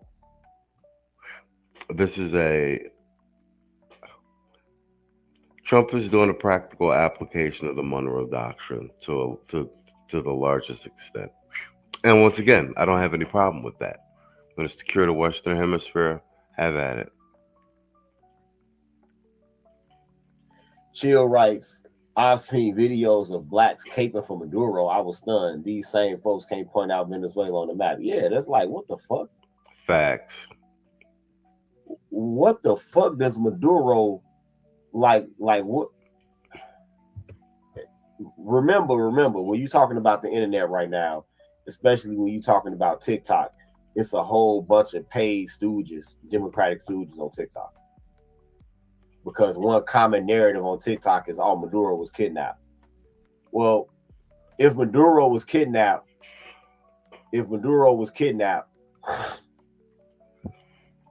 and I'm not gonna use a Nazi comparison.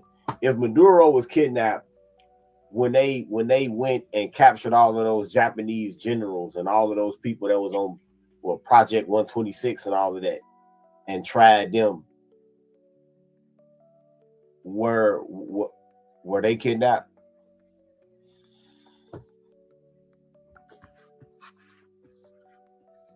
Were they kidnapped?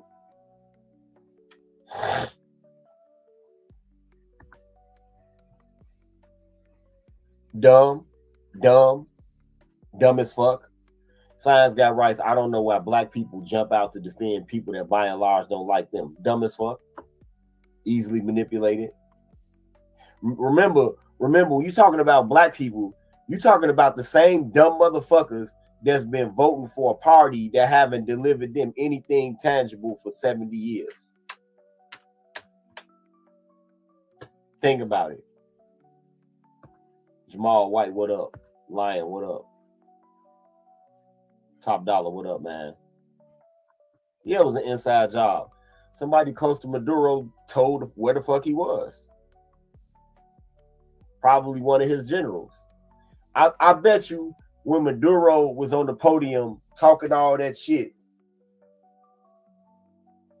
I bet you that some of his top generals like, man, I know damn well this nigga don't think that that me and my men about to get turned into hamburger meat by 18 rounds. He got me fucked up.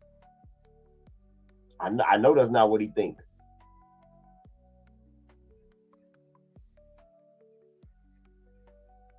Yeah, his top general's probably like, nigga, no. No. Nope. These people, them people been patient with you for a decade.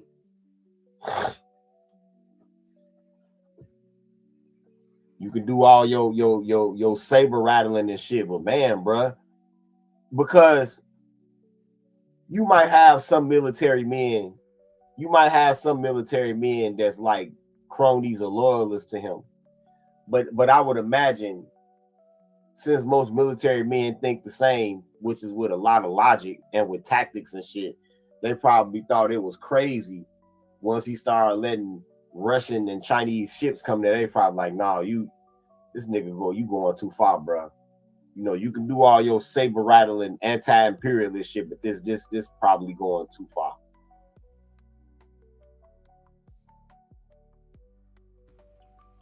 Yeah, that's the point I was making earlier. We're not looking to have another Bay of Pigs in 2025. China and Russia parking hardware right here in the Western Hemisphere. We're not going for all that.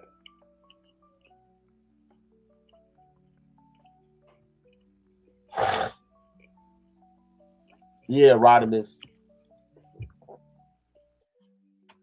writes, this need to reinterpret Maduro as a victim and a good guy. Wow. Yeah, are they forgetting the fact that while, you know, he was living in a splendid, beautiful fucking like damn near palace, that his people were eating fucking zoo animals to survive? Did people forget about that? The only zoo animals left in fucking Caracas, Venezuela are like the animals that nobody would think to eat, like the lions and the fucking, I think the lion is still there. A couple of elephants are still there and zebras. The rest of that shit, them people killed them motherfuckers and ate them. They cut the bars open at the fucking zoo and took them animals with them and ate them. and they was eating dogs, which is fucking disgusting. Or did they forget about this? The same Maduro that had people run over with armored cars. Yeah, they was eating zoo animals. Yes. Yes. Yes.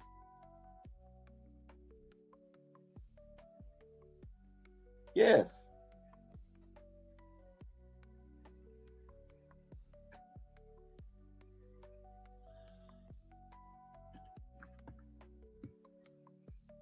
Yeah, I know. You right about that. You right about that, Top Dollar. Every country the U.S. bombed for the last 30 years did not have a Rothschild bank. And with that said, he probably didn't help his case with all of the other shit that he was doing. The importation of meth. What else? The importation of fentanyl. Or at least acting as a hub for it. And let's not get this mistaken. The fentanyl, most of the fentanyl that comes here is made by the fucking Chinese in their own factories. They ship it to other countries. There's distribution hubs, and then they smuggle it here. Boom. That's exactly what I said earlier. All right, cool. Me and Tito on the same page with this. We calling it the same way. That probably didn't help him either. I'm just saying.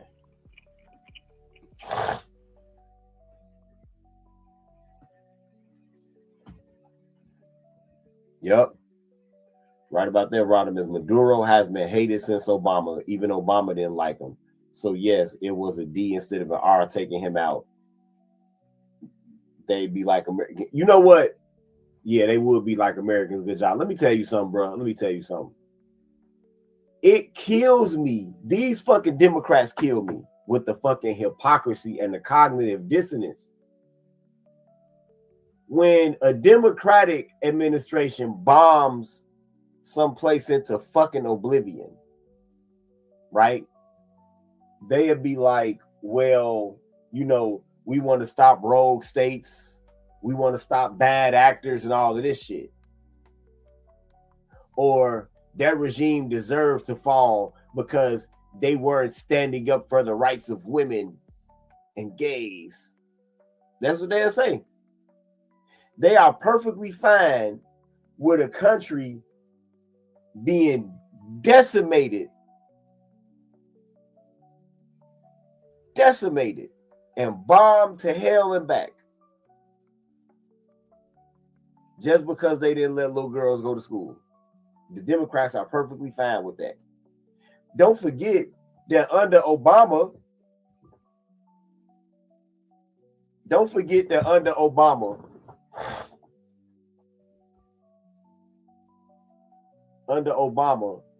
that he killed a United States citizen with a drone strike. 2 United States citizens with drone strikes. 2.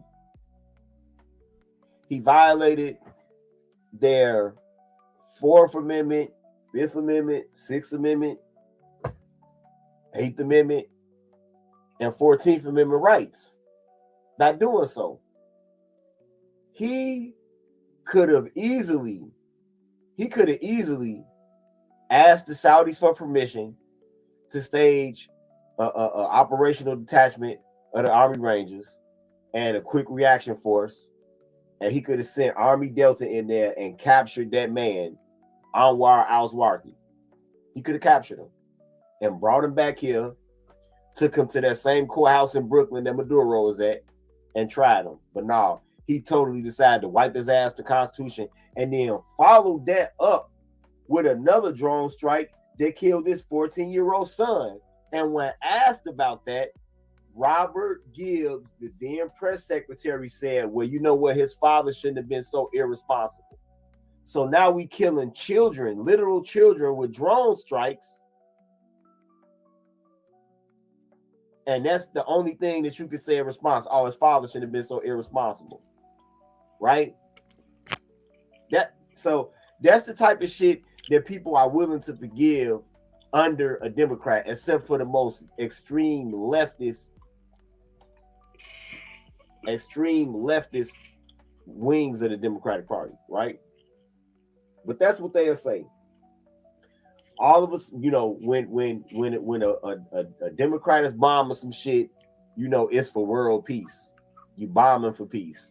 What an oxymoron, right? Spot on. All right, let me see. Let me jump. All right, so we're calling this Venezuela thing straight up and down the middle, pretty much the same. I concur with all Tito's points. I agree with its application of the Monroe Doctrine, and the myriad of problems that Maduro posed to the Western Hemisphere. And in all honesty, it makes the most sense removing him as the titular head of the country.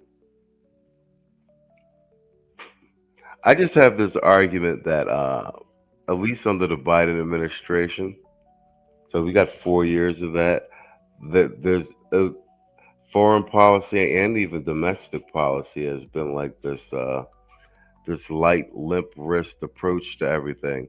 And we're really on the verge of a lot of countries trying to eat our lunch. It's time to push back or don't push at all. You know what I'm saying? Let me jump a little bit ahead to see. All right, let's take on Tim Walz. You don't want to be a conservative. Look how racist they are. The more white men is locked up than anybody, the white liberal will automatically paint the narrative that it was directed at black men. That's what the white liberal will say.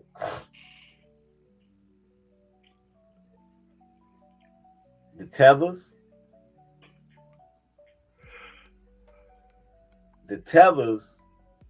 will say, well, why are you only reserving these vocational opportunities for people who are incarcerated? Why don't you have this out here in the free world so everybody can access? That's what they are saying. That's what they are saying.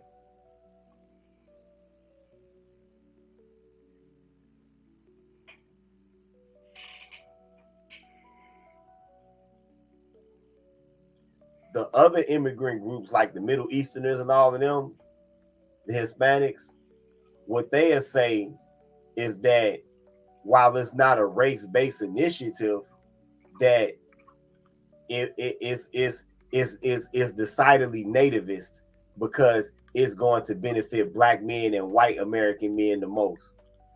That's what they will say.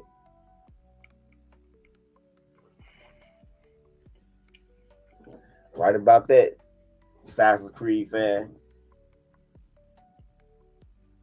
Where's Nick Fuentes' home state? Exactly, in the blue area. And Nick Fuentes' racist ass comes from a deep blue area.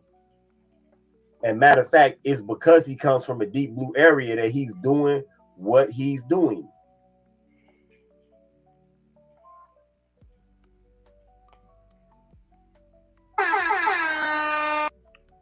He don't give a fuck about conservatives. He's not a role model. No.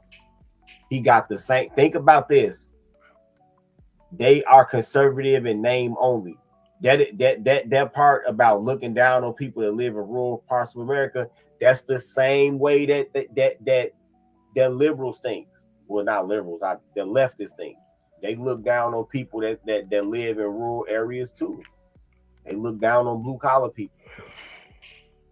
That's the same way that they think. That's the same way that they think.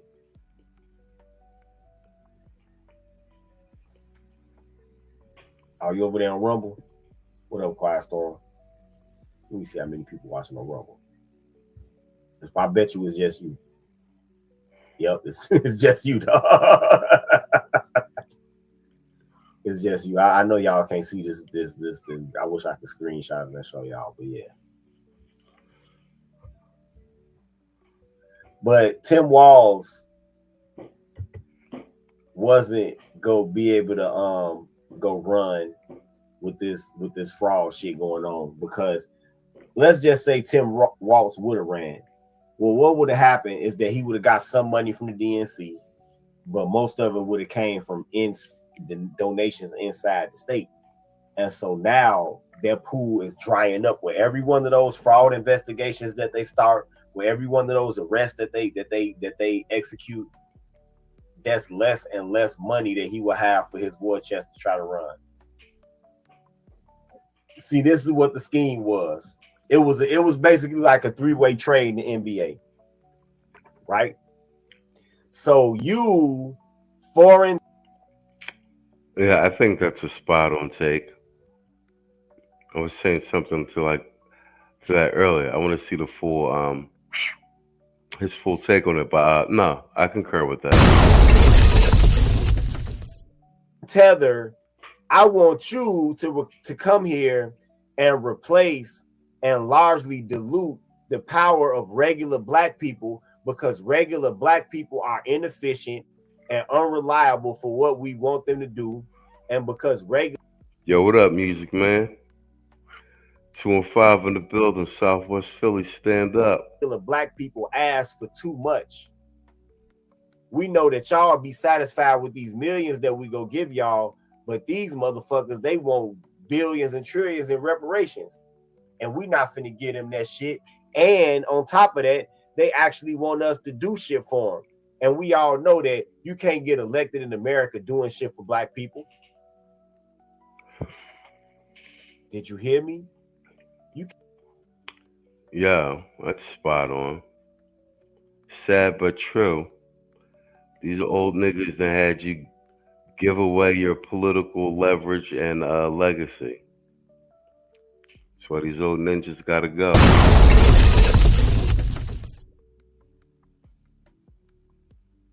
Can't get elected in America doing shit for black people. Or did y'all not understand how this shit works over here? Oh, it's two of y'all now? Oh yeah, now it says two of y'all. Okay.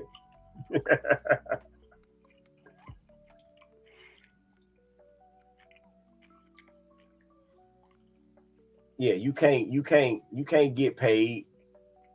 I mean, you can't get elected, because remember, most people are not in the political party in this country. Most people are independents. Most voters are independent voters. You can't get elected doing shit for niggas in America. And the Democrats know that. Democrats know that. So that's why the Republicans, rather than trying to sell tangibles to black people, they mostly do shit. They peel off what part of the black voting block that they can.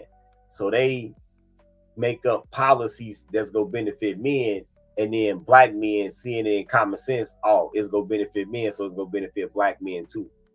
Like that law that they put in Kentucky, the 50% custody law, or getting rid of no fault divorce in Florida. Right? They know. So this is the deal, Tether. This is the deal. Somalian Tether, Caribbean Tether, African Tether. This is the deal. Palestinian. This is the deal. Look, y'all can start LLCs, and we'll let y'all start these fly-by-night daycares, these fake lunch programs. All y'all got to do is generate the names and shit. Y'all send us the paperwork, and we approve it for you.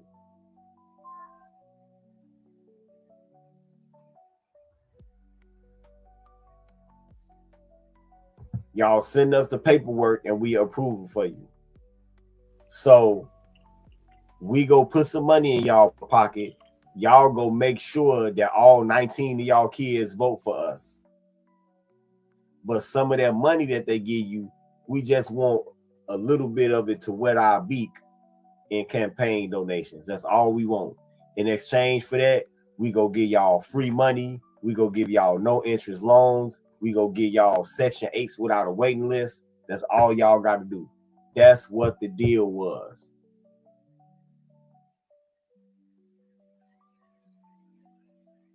That's what the deal was.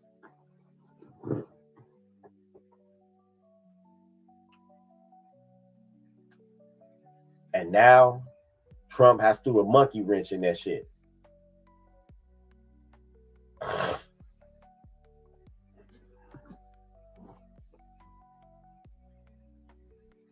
Casey writes, hey, if Africans was really our brothers, they would be, hey, bro, we about to take all of the funding they give us and we finna take over. Exactly. Hopefully the last Pan-African is to leave the room and turn the light off when I say this one. If Africans was your brothers,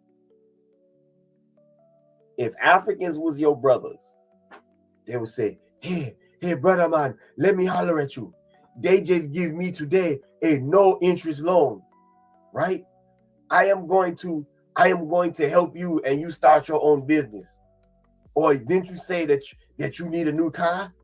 Come on. I show you how to fill out paperwork. That's what they'd be saying to you. Ain't no teller coming to you niggas telling y'all that. None of them.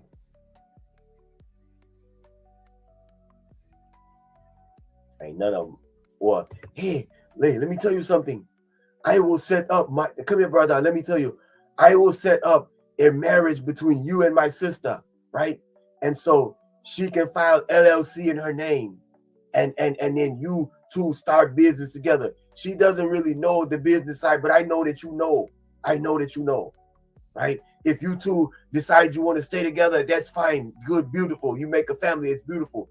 But if not, I help you start the business. That's what they'll be telling you. Ain't no teller ever came to none of y'all and told y'all that. You can't make me believe it.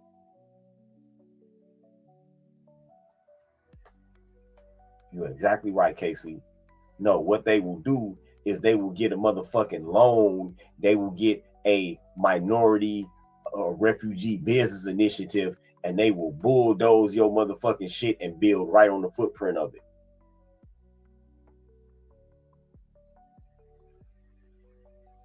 Oh yeah, I know. I seen that. That shit is wild. Top Dollar writes, Africans over here in Europe are tribalistic amongst themselves and don't share anything. Yep.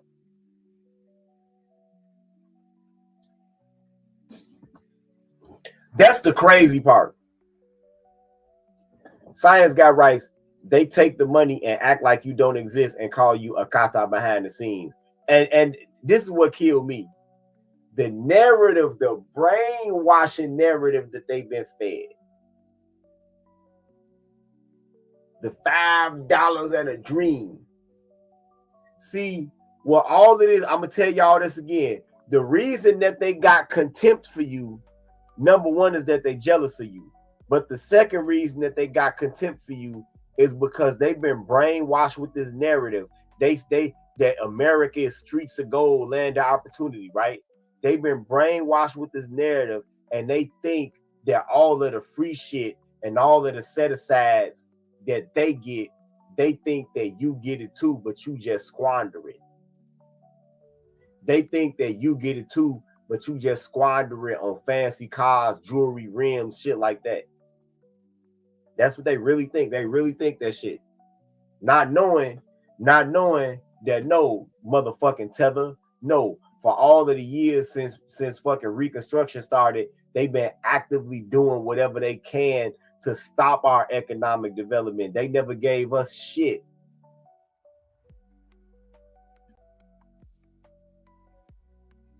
They never gave us shit. Right? But now that Tim Walz announced that he's now running for governor, well, naturally my curiosity trends towards, okay, so if you're not running for governor, you know, what is the Democratic primary for the Minnesota gubernatorial race? What is it going to look like? Who are you going to run? That's a story that I'm going to be watching in the next couple of weeks. Who in the hell are they going to run? Who in the state is viable enough or lucid enough? Yep. Right about that, KC. Could have built the all-black army with the money they got. Yep. Could have built damn anything, but it's more important. It's more important to wear your big dashikis and be musty in a cream color Lexus. That's the priority right there. That's the priority right there. That's the priority right there, man.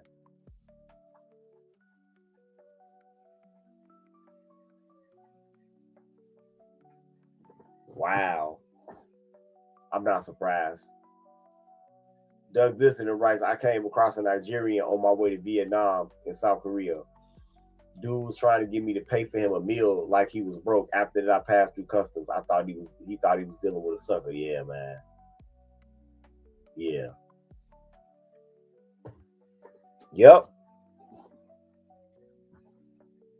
Yep. If Somalis were really cool with you, they would have passed some of that scam money with the FBA. Yep. If Somalis was really cool with niggas in Minnesota, they'd have been like, hey, brother, they give us a 0 interest loan for car. We only gonna come buy from your car lot.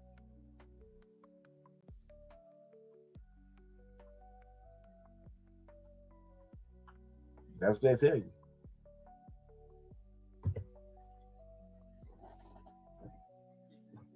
SGR writes, yeah, but you'll notice they'll do that with anyone else except you. Yep. When's the last time a Jamaican or African try to chop it up with you but wants you to support their stores? Yep. I saw that. He should have paid it. Should have paid it. KC writes, bro, I seen an African try to sell I Show Speed his daughter for 15 cows on the live stream. He should have paid it. Shit. Should have paid it. I bet you she not gonna think cooking him one more plate of food is slavery, because that's what that's the average American woman to tell you, that it's oppressive slavery just to cook one more plate of food. Because I be asking them, so wait a minute, you think cooking, don't you cook for yourself? Yeah. Okay, well, how is cooking one more plate of food go equal oppression? How is washing a few more pairs of drawers and socks and t-shirts go equal oppression? Bet you ain't gonna have to deal with that shit. Well, should have paid it. Yep. Well, all right, man. Hope y'all enjoyed this live. It's been a Black Pill PSA. Peace.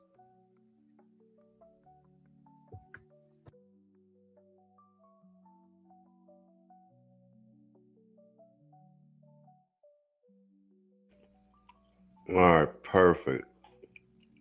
I wanted to see his take on that Tim Walz joint. He called it pretty much straight up and down the middle of the way I called it. Did I get everything I wanted to say?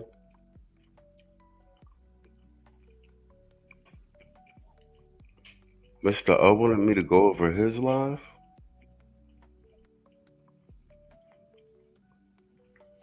Let me see.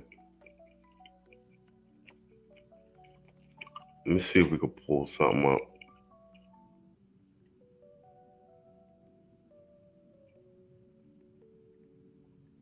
I analyzed videos of over 100 instances of Superman catching people falling from buildings. Superman dips 30% more to cushion the blow of white people than he does blacks. This is a clear indication of implicit bias. There's no way around it. Superman is racist. What they neglected to tell you is that the white individuals all fell from skyscrapers. The black individuals fell from smaller buildings, on average, experiencing significantly lower velocities. And why does Superman live in Metropolis, the city with the lowest crime rate in America? Because it's also the city with the whitest population in America. To heck with this. I'm moving to Poland. Mr. Reagan. Man, that never gets old. Let me do this again.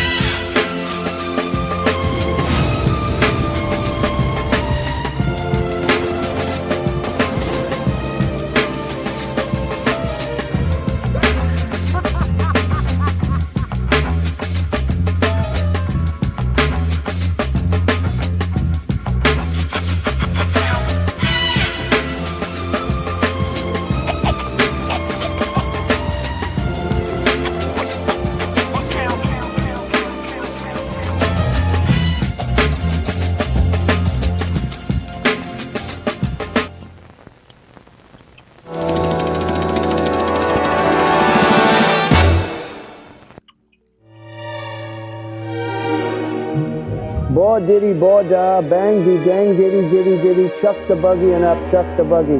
My name is Key. Yo, what up, Storm? We've been on for about 2 hours, man. I couldn't sleep. I just came on and started streaming, man. What's up with you, man? We had like kind of a full house here a little bit earlier. I've been on for about 2 hours. Yeah, 2 hours, 6 minutes. I just reviewed Tito's take on Tim Walz resigning from the governor's race, and his take on Venezuela. We covered it last night, though. Oh yeah, I know everybody's working on Armageddon. I've been trying to get everything together. I fly to Panama on Wednesday, so tomorrow will be my last day in Colombia for a few weeks. It's been I sent you some more MP3s too for the AWS exam, like consolidated notes and shit.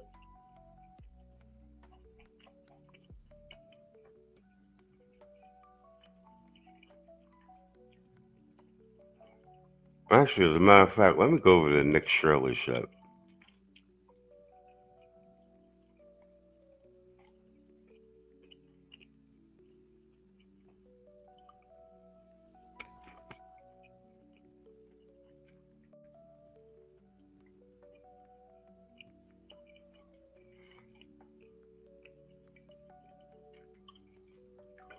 Oh yeah, I think I sent you a couple more earlier today. I might have. Yeah, I did.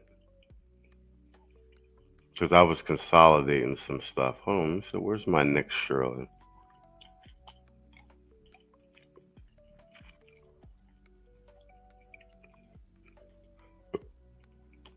Yo, what up, Sick With It? Yo, Storm, you seen this racist Superman joint? I analyzed videos of over 100 instances of Superman catching people falling from buildings. Superman dips 30% more to cushion the blow of white people than he does blacks. This is a clear indication of implicit bias. There's no way around it. Superman is racist. What they neglected to tell you is that the white individuals all fell from skyscrapers. The black individuals fell from smaller buildings, on average, experiencing significantly lower velocities. And why does Superman live in Metropolis, the city with the lowest crime rate in America?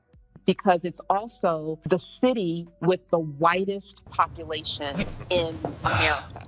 To heck with this. I'm moving to Poland. Mr. Reagan. All right, bet. Let me play the rest of this Mega Man joint. Kid Rock. Bo diddy, bo da, bang de dang diddy diddy diddy, chuck the buggy and up, chuck the buggy. Bo diddy, bo da, bang.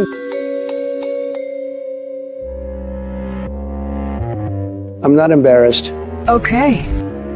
What's the big emergency? Sir, Bill Clinton is here. He says he has information about Porge Poros, something about a global conspiracy. He says he brought McDonald's. Send him in. Bill, you look terrible. What's going on? Porge Poros, the corrupt billionaire criminal mastermind, is buying up gold reserves all over the world. Central banks, private holdings, mining operations. He's cornering the global gold market.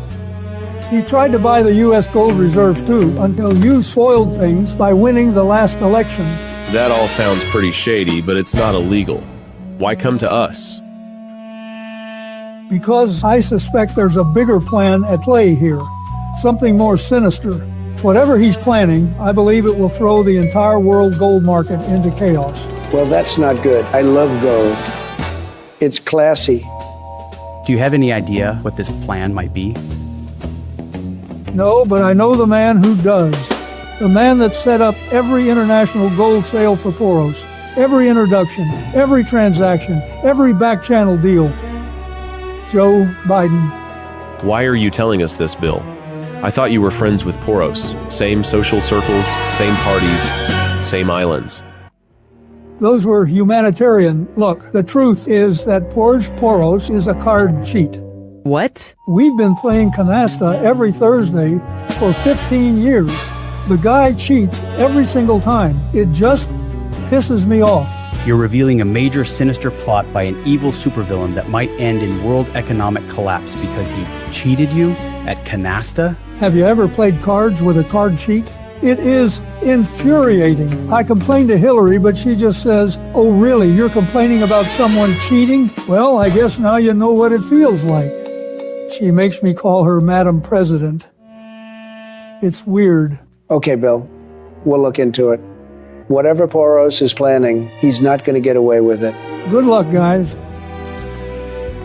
And if you get a chance, tell him I want my $40 back. Looks like we've got to interrogate Joe Biden. Shall I assemble a team, sir? Yes, assemble a team. This is not going to be easy, but we'll make him talk. Torture, blackmail, bribery, whatever it takes. Torture, blackmail? I bet. Let's do this piece of this Nick Shirley segment. I didn't know he had 1.4 million subscribers. Sorry, so he's huge. The bull who basically ruined Tim Walz's career. Hold on, let me add this to the stage. He's gonna let me do it. Bang, there we go.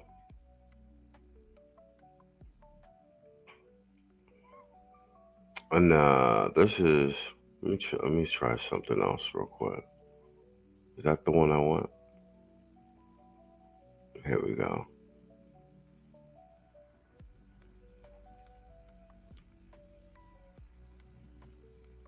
Here we go. We ended Tim Walz's $1 billion fraud scheme. That's the one I want.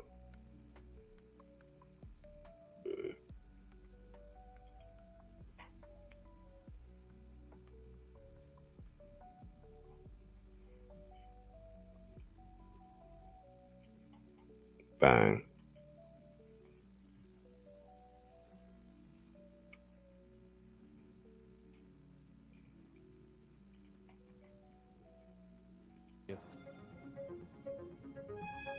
What's the need for $2.25 million for a daycare?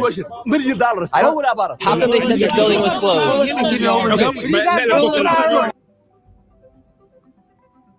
There's a lot of fraud happening here in Minnesota. You've been living here for years now. How bad is this fraud? So I was born in Minneapolis a long time ago. I've lived my whole life here. And my opinion is that this is the worst fraud in human history. What is occurring in Minnesota and more specifically in the Twin Cities right now? How much money do you think has been sent around fraudulently here inside Minnesota?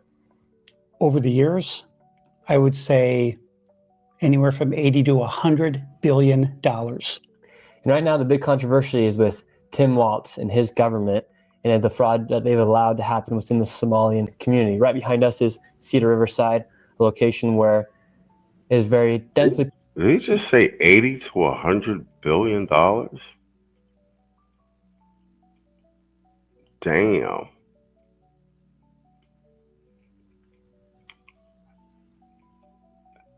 So this guy, the citizen journalist Nick Shirley, he's got 1.4 million subscribers on YouTube though. So he's not small potatoes, but he is just a citizen journalist.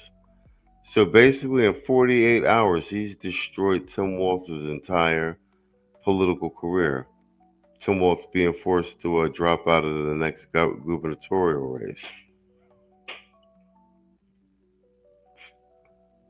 That's crazy, 48 hours. Populated with Somalians. How have Somalians gotten into the system to fraud the American taxpayer? Well, so that complex you're seeing behind there, I attended the University of Minnesota, and in the area we're on right now, this is the West Bank, and it was always called the West Bank, and it was sort of the place to be when you're in college. and that was all student housing, 100%. That building you see in the background, it's now 100% Somali. And I can tell you confidently, they don't pay for their housing, they don't pay for their food, they don't pay for their vehicles. And on top of that, they have hundreds and hundreds and hundreds of fraudulent companies set up, and they're sucking billions of dollars out of the state of Minnesota. And how are they sucking billions of dollars out of the state of Minnesota? Well, one example would be with the hundreds of child care facilities that they have set up. And on every one that I visited, and I've been to maybe 100 of them or more, I never, ever have seen one child at any facilities ever over the past 7 years, 8 years. What are the businesses that are being used to fraud the taxpayer here in Minnesota? You have the daycares. What are all of them? So you have, you have child care, you have adult daycare, you have in-home health care, you have straight health care, and nobody really knows how that's defined. And then you have transportation, non-emergency medical transport. Bingo. Bingo. There it is right there. There it is. Spot on, quiet. Well played, sir. That's this is a point that I was making.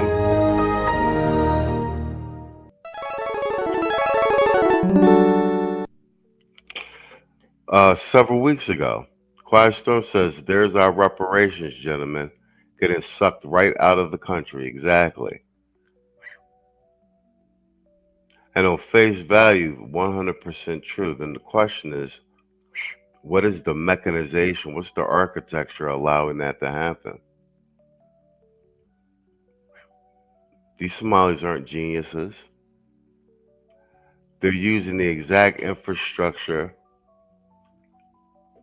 the FBA black man put in place and resources that are available to them because of their activity, their military activity in serving this country. And this is why I be harping so much that they got a hold of access to all these resources, and like Quiet Storm said, our reparations by doing what? By doing everything the old Negroes told you not to do. Participate in the political process.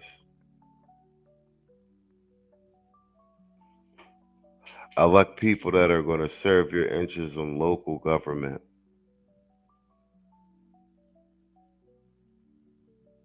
That's it.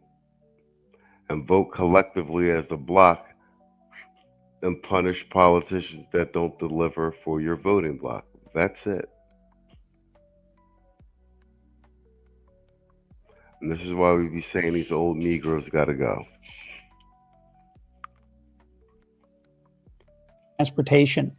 And if you do a search, you'll see that the state of Minnesota says they have 1,020 non-emergency medical transportation companies.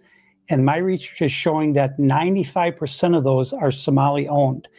And what I know is that the people writing the checks at the state of Minnesota never, ever, ever verify that any trip was ever made or that any appointment was ever made with a dentist, chiropractor, or anything. And so these people are able to start these businesses and then immediately get funds from the government? Yes, so interestingly that you bring up licensing, because another area of fraud that I exposed was all of these autism centers, because I would drive around the Twin Cities. I said, well, there's another autism center. I said, what's going on with all this autism? Is there something in the water? And then I started to look at, well, who owns these autism centers? And virtually 99% of them were owned by Somalis. And is there an autism outbreak here in Minnesota right now? There is not. But to open an autism center, you do not need a license. And so people are claiming their children are autistic to receive money from the government. Yes. And the government, underneath Tim Walz's leadership, they're not going in, investigating, and doing their due diligence to say, maybe we shouldn't give this company $1 million. Well, so what's happening is there have been some sporadic inspections done at these facilities, And I have records of some of these inspections. And one inspection, they'll get 11 violations. A child care facility with 11 violations, that is bad. I mean, unsanitary conditions, broken furniture, no play area for the children. And so they write these things in their report, but then they never follow up to make sure. They never physically revisit the site to make sure that any of those violations are corrected. What they accept is documentation from the center that they've made the corrections.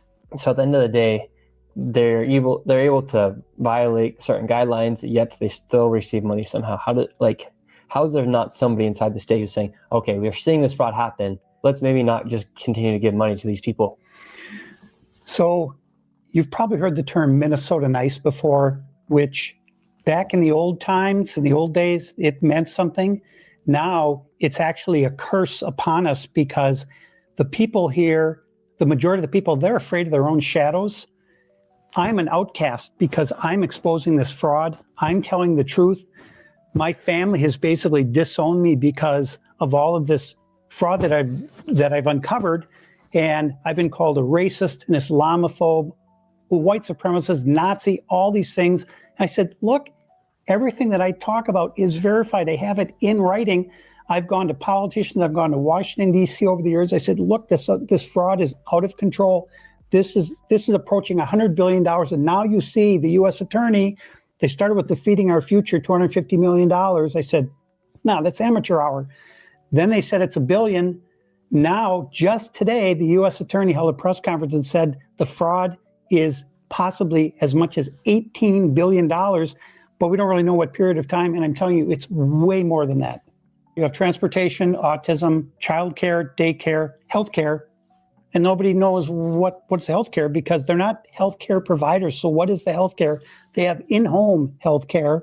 And so what's the need, for example, for 1,200 transportation companies inside of Minnesota? What's the need for that many transportation? Well, there isn't. There isn't. You're talking about getting a ride. You already have services that are provided. You have Metro Mobility that offers free rides to seniors and low-income people. And so to have that many non-emergency medical transportation companies, it's not possible that they can transport that many people. I have been to many of these transportation companies, and I've been time-stamping my photographs for a whole year at one facility in Minneapolis. And those vans in that parking lot have not moved 1 inch in an entire year. They're all still sitting there. And so when you think about it, you have, with the transportation companies, you have the adult care centers. So are they working hand in hand together to then say, we're getting the services from them, the adult daycare centers, to then transport them to their appointments? So my feeling is this transportation deal is kind of the belly of the beast because you also have these charter schools, and there's a school in North Minneapolis called Bonadier Academy. It's a K through 12 school. So that's K through 12. So that's 13 years, 13 classes, right? And they say they have 150 students. I found data that they have 136. So that's 10 people per class. How is that possible? And they're getting somewhere around $20 to $30 million a year for what? So 130 students, and they're receiving around $20 million. Or more, yes. A lot of these schools are. Yes. The fraud here is like exuberant amount of numbers. How about as to how much they're actually enabling to happen here? We went to a fraud committee, and you saw the people. I even confronted one of the ladies myself, and she started to blame the fraud and deflecting it upon how there's fraud everywhere. And she didn't take any accountability. She didn't take responsibility. In fact, she blamed Trump for the fraud that's been happening here inside of Minnesota. Right. So Kristen Robbins is the chairwoman of the fraud committee, and she was attacked by that Democrat member you were just talking about for not telling that committee about all this fraud. Well, the law says in Minnesota that if you are an elected or public official and you are aware of fraud or suspected fraud, it's Minnesota Statute 3.971, Subdivision 9, that you must report that fraud or suspected fraud immediately to the Office of the Legislative Auditor, the OLA, and then the OLA decides which law enforcement agency to refer the complaint to. And they failed to do that. No, Kristen Robbins did that. She said, I reported it to the OLA, and the Democrat, she had no idea how things work in Minnesota. She was just so enraged about all this fraud getting exposed. Yeah, because they don't want to take accountability because the fraud is so blatant. You can go to any of these daycare centers. There are no children anywhere. Last Saturday, I was in front of the governor's mansion, and I was attacked by 3 Somali men. It's on camera. I made a 911 call. Nobody came to help me. The week before that, I fought off a knife attack. And these people are very violent, and people are afraid of them. The police are even afraid of them. And the police chief is out there telling the public, if you see an ICE agent, call 911. I mean, it's insanity. It's just pure evil. I mean, it's... Now, let's directly talk about the Somali population because, for instance, you get attacked by 3 Somalians, the police don't come, they're told to call police if they see ICE. How come Somalians have been able to get such a strong foothold here inside of Minnesota, specifically here in Minneapolis?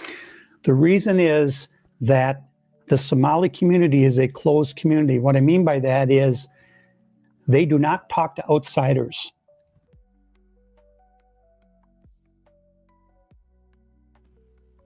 Storm said, this is how Ilhan Omar goes from, 175K to 30 million in 6 years. And it looks like her then boyfriend set up these private equity funds, firms as well. Yeah, the school is powered by Tony Stark Industries. Yo, spot on. Just remember, this would have been the nation's vice president just a year ago. I keep saying this to Tito and Saul when we talk backstage. This little small cadre of black men deciding to back Trump's play. We might have helped single-handedly save this country from impending doom. And they are ruled with an iron fist by the Somali mafia. And one of those guys is the guy who just got convicted of $7.2 million of fraud, a unanimous jury verdict, and Judge Sarah West overturned the verdict. I couldn't believe it. That was my discovery of all that fraud. I'm the one who got that guy brought before the jury, and then they find him guilty and they let him go. And now you have Keith Ellison who says he's going to appeal the verdict. Well, he's a Muslim. He's going to find a way to screw it up. So even if they are committed for fraud, that guy, he's committed for how much? 7.2 is what the unanimous jury verdict, 7.2 million. And then they just went ahead and released him. The judge overturned the verdict. He's walking free as we speak, still collecting money from the state. And it's federal money too. So we need the feds to come in here because this is not all state money. There's federal money that's involved here, and it's way beyond anybody's imagination, the total amount. The state doesn't even know. The feds don't even know. And so, for instance, why would that judge bow down to the head of the Somali mafia here? What I can tell you is that it's a voting bloc, and what they say is if you do something to go against our community, we're going to vote for, and they all vote together, and there's ballot harvesting, I've seen them do it, that we're going to vote for your opponent unless you do what we tell you to do. And so is it all purely for votes? Yes. And so this building right here, Cedar Riverside, major, massive apartment complex. How many Somalians do you think live in there, for instance? Well, this is just one complex. You've got 20 more just like this around the Twin Cities, and they're all Somali. You're talking probably 100,000 or more people, and they're all living rent-free. They're driving a vehicle that you paid for. They're eating food that you paid for. Everything they do is something that you paid for. And for instance, that entire block will then go and vote for one specific candidate. They'll have one person go there and collect all the ballots, and nobody tracks. They could say they have 9 people living in an apartment. They're going to send them 9 ballots. And then they have someone who comes along, collects all the ballots, and they fill them out, and then they deliver them all to the ballot box or wherever they deliver them all at once. There's no verification. Nobody's doing anything to know if these people are even citizens that are voting. And how well have they? Spot on. And then you wonder, this guy's local to the area. But you're like, how are these guys able to get more done in 72 hours, at least with this specific issue, than the FBI, all the investigative branches that we have here on the state and federal level? There's no way nobody noticed this beforehand.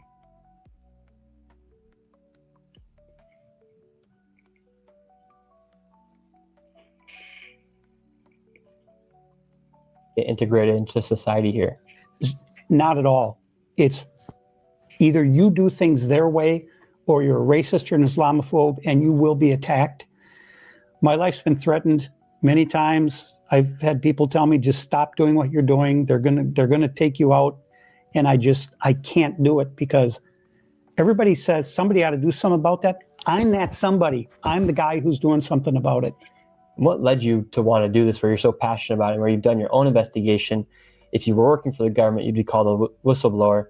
Thankfully, you're a whistleblower in your own way, as far as you're coming out with the information, with the numbers. When we went to all the daycare centers, you had the numbers specifically as to how much money these people have been receiving at these daycares. And there wasn't a single daycare inside of the Minneapolis-St. Paul area that wasn't receiving at least $1 million.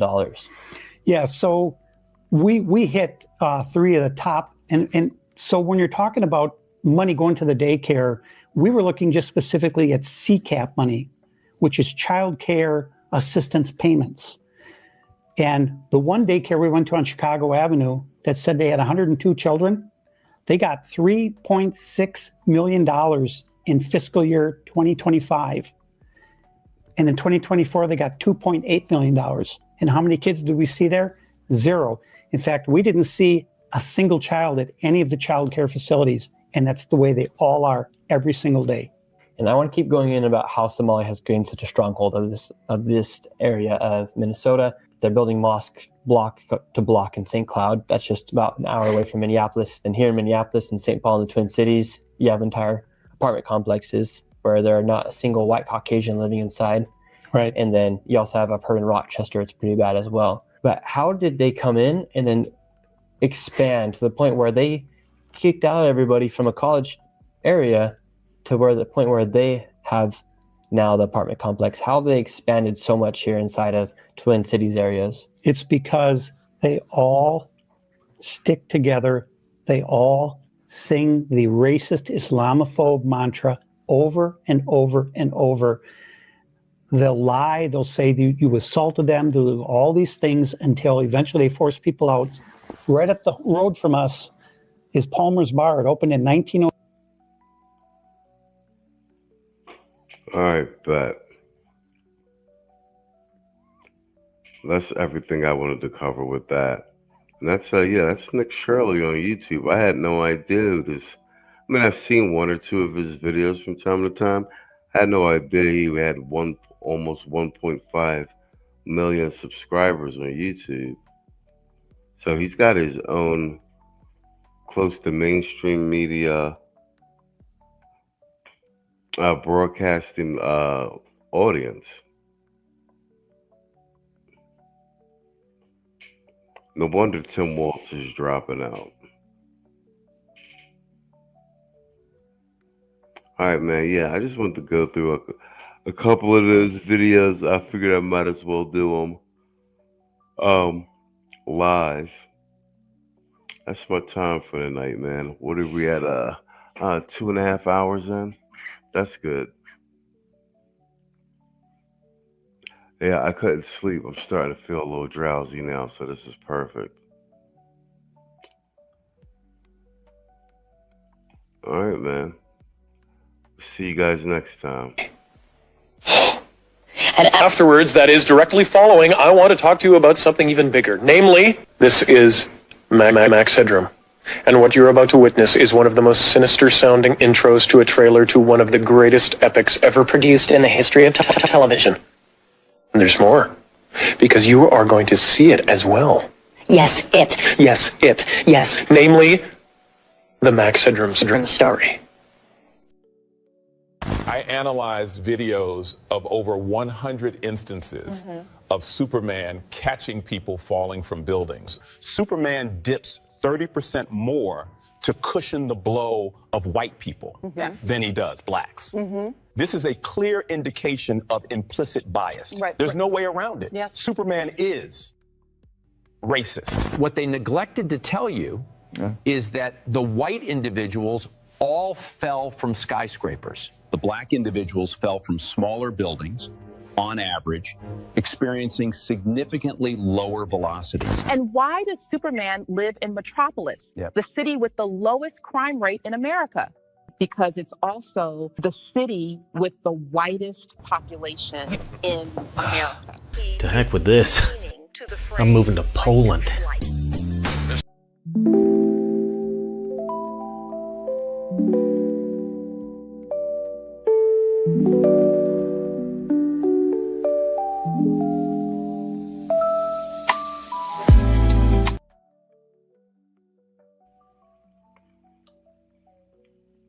Sorry. Hey, where's Stewie? That's tomorrow, and that is it for us today. Okay, I don't know. Whatever it is, it's not right on the teleprompter. There it is. We are going to do Sting, yeah. There's no words there. To play us out. What does that mean, to play us out? To end the show? Yeah. All right, go.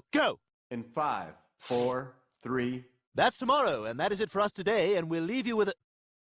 I can't do it. We'll do it live. We'll do it live!